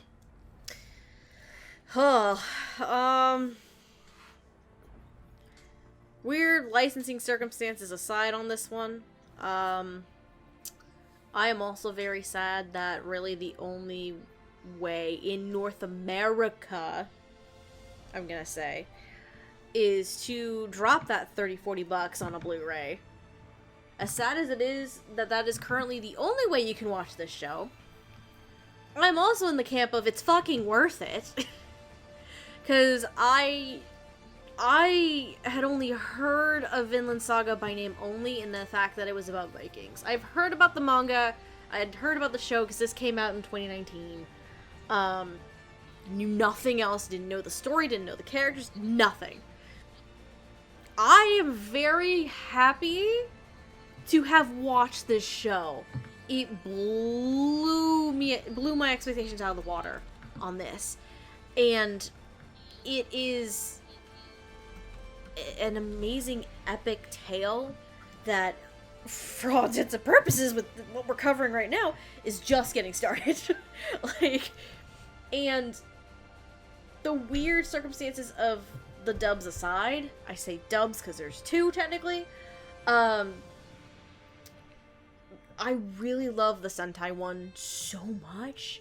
Like, the only minor flaw is maybe some background performances and maybe a couple minor characters, but on the early onset, that's it. Other than that, like, you want to say something? Can I please finish my thoughts, Andrew? Sorry, I was waiting for you to finish your thing. You look like you were about to interrupt me. I'm sorry. I was gonna, like, move the filter slightly because I saw a little hair on it. I was like... Well, that's the cat. That's your son for you.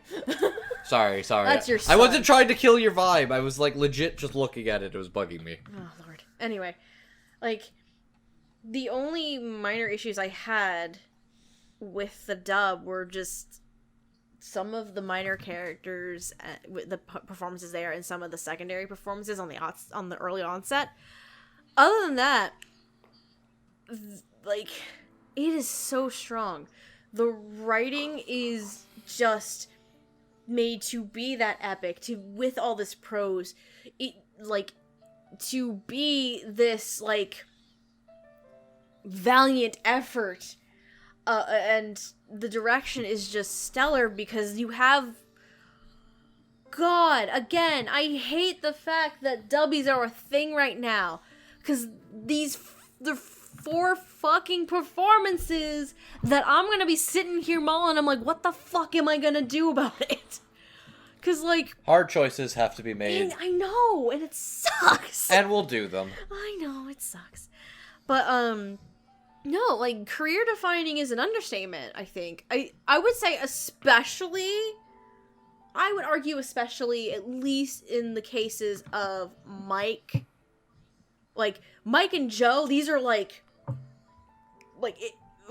if they weren't names known to you at this stage in the world, because you're not us and we follow shit like this on the daily, you should know them now. And this also further solidifies why actors like David Wall and Josh Greeley are really good at what they do. You know what I mean? It's so fucking good. Like, it is worth your time. Please pick it up. Fuck, it's so good. I love it. I'm done. Hey, this dub's pretty fucking good. It's a pretty good dub. I enjoyed it. The show really captivated me. I knew it was good. I'm really glad you gave me a reason to watch it, Jet. Yes. I was Thank God. fucking gripped. There was things I knew about it. There was things I didn't know about it that shook me to my core. Mm-hmm. This cast was pretty goddamn strong. This was a really compelling watch. Mm-hmm. I'm hoping that season 2 is good, or that things work out that maybe this cast comes back. Please. We'll see how that goes. There is a not impossible possibility that Netflix picks up season 2. Please don't say that. I don't want to talk about this That right now. dub cast is for the dub of season 2. Sentai picks up the rights for home video for Vinland Saga season 2, and then that cast reprises. And then we have a Kakegurui situation.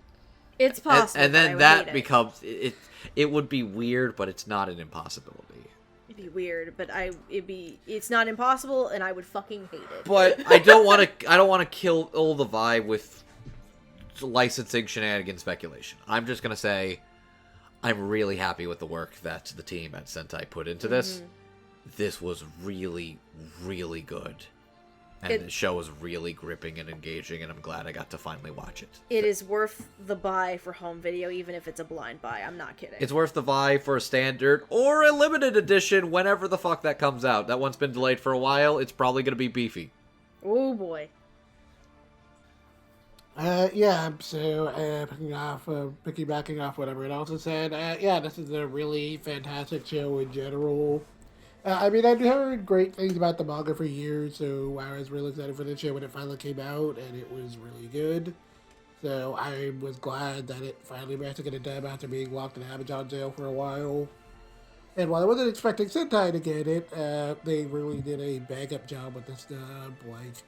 It's pretty well casted across the board, a lot of really strong performances, really good scripts, some really cool adaptable choices.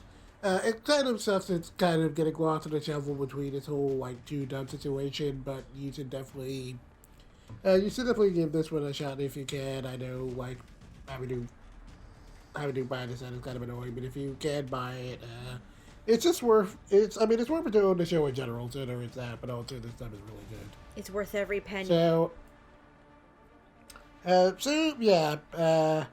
Basically, watch Vinland Saga. It's real good. Eat very good. It's good. Eat good. I'm quoting Amon. It good. And that more or less brings us to a close for tonight. So we are the Dub Talk Podcast. You can find us on the Twitters, the Instagrams, the Tumblr that is still dead. Instagram for us is also dead, but Twitter's the big one if you want to keep up to date. We may later find more of a use for our Instagram than our Tumblr. Let's be real. Eventually. Maybe we'll make a TikTok. Who knows? Oh God. We have new episodes going up every Friday on YouTube, as well as audio only versions on Spotify, Podbean, and Apple Podcast. And if you'd like to support anything we do, you can support it through a one-time donation to our Ko-fi, or you can be one of our lovely patrons. And before we wrap up, I'd like to give a shout-out to our patrons. In the $5 tier, we have Megan's mom and dad, Michelle Travis, Nico Robin, but with Yowie Hands, Suri Tweedy, and Victor Marimona. And in our $10 tier, we have Carly Lessikow, Chris Akinda, Jacob Wilson, Jared Hawkins, Zoe W, Lenti, and Otaku. Actually, before you continue on, want to give a shout out to Victor Mayborda in particular, because thanks you, buddy. You gifted me my copy of Vinland Saga for my birthday. Badass. Hell yeah. Yeah, he got me that for my birthday. Really glad. I appreciate that. I wasn't going to get it. I was going to maybe wait for it. But he just messaged me out of the blue one day. It was like, hey, did anybody buy you this yet? I'm like, no. Cool, I bought it for you. Cool, Enjoy. happy birthday. Thanks a bunch, N1. Love you, buddy. Oh, okay. I didn't put two and two together. Who that is. Okay, gotcha. But no, thanks a million, man.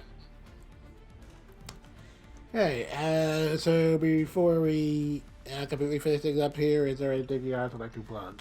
Hi, my name is Andrew, aka Classy Spartan. You can find me over on Twitter at MangaMan9000. If you would like to see some of the other things I do outside of the Dub Talk podcast, I am a host on the Anime News Podcast O&A, alongside fellow Dub Talk cohort, Jet. How you doing, Jet? Plug yourself, my boy.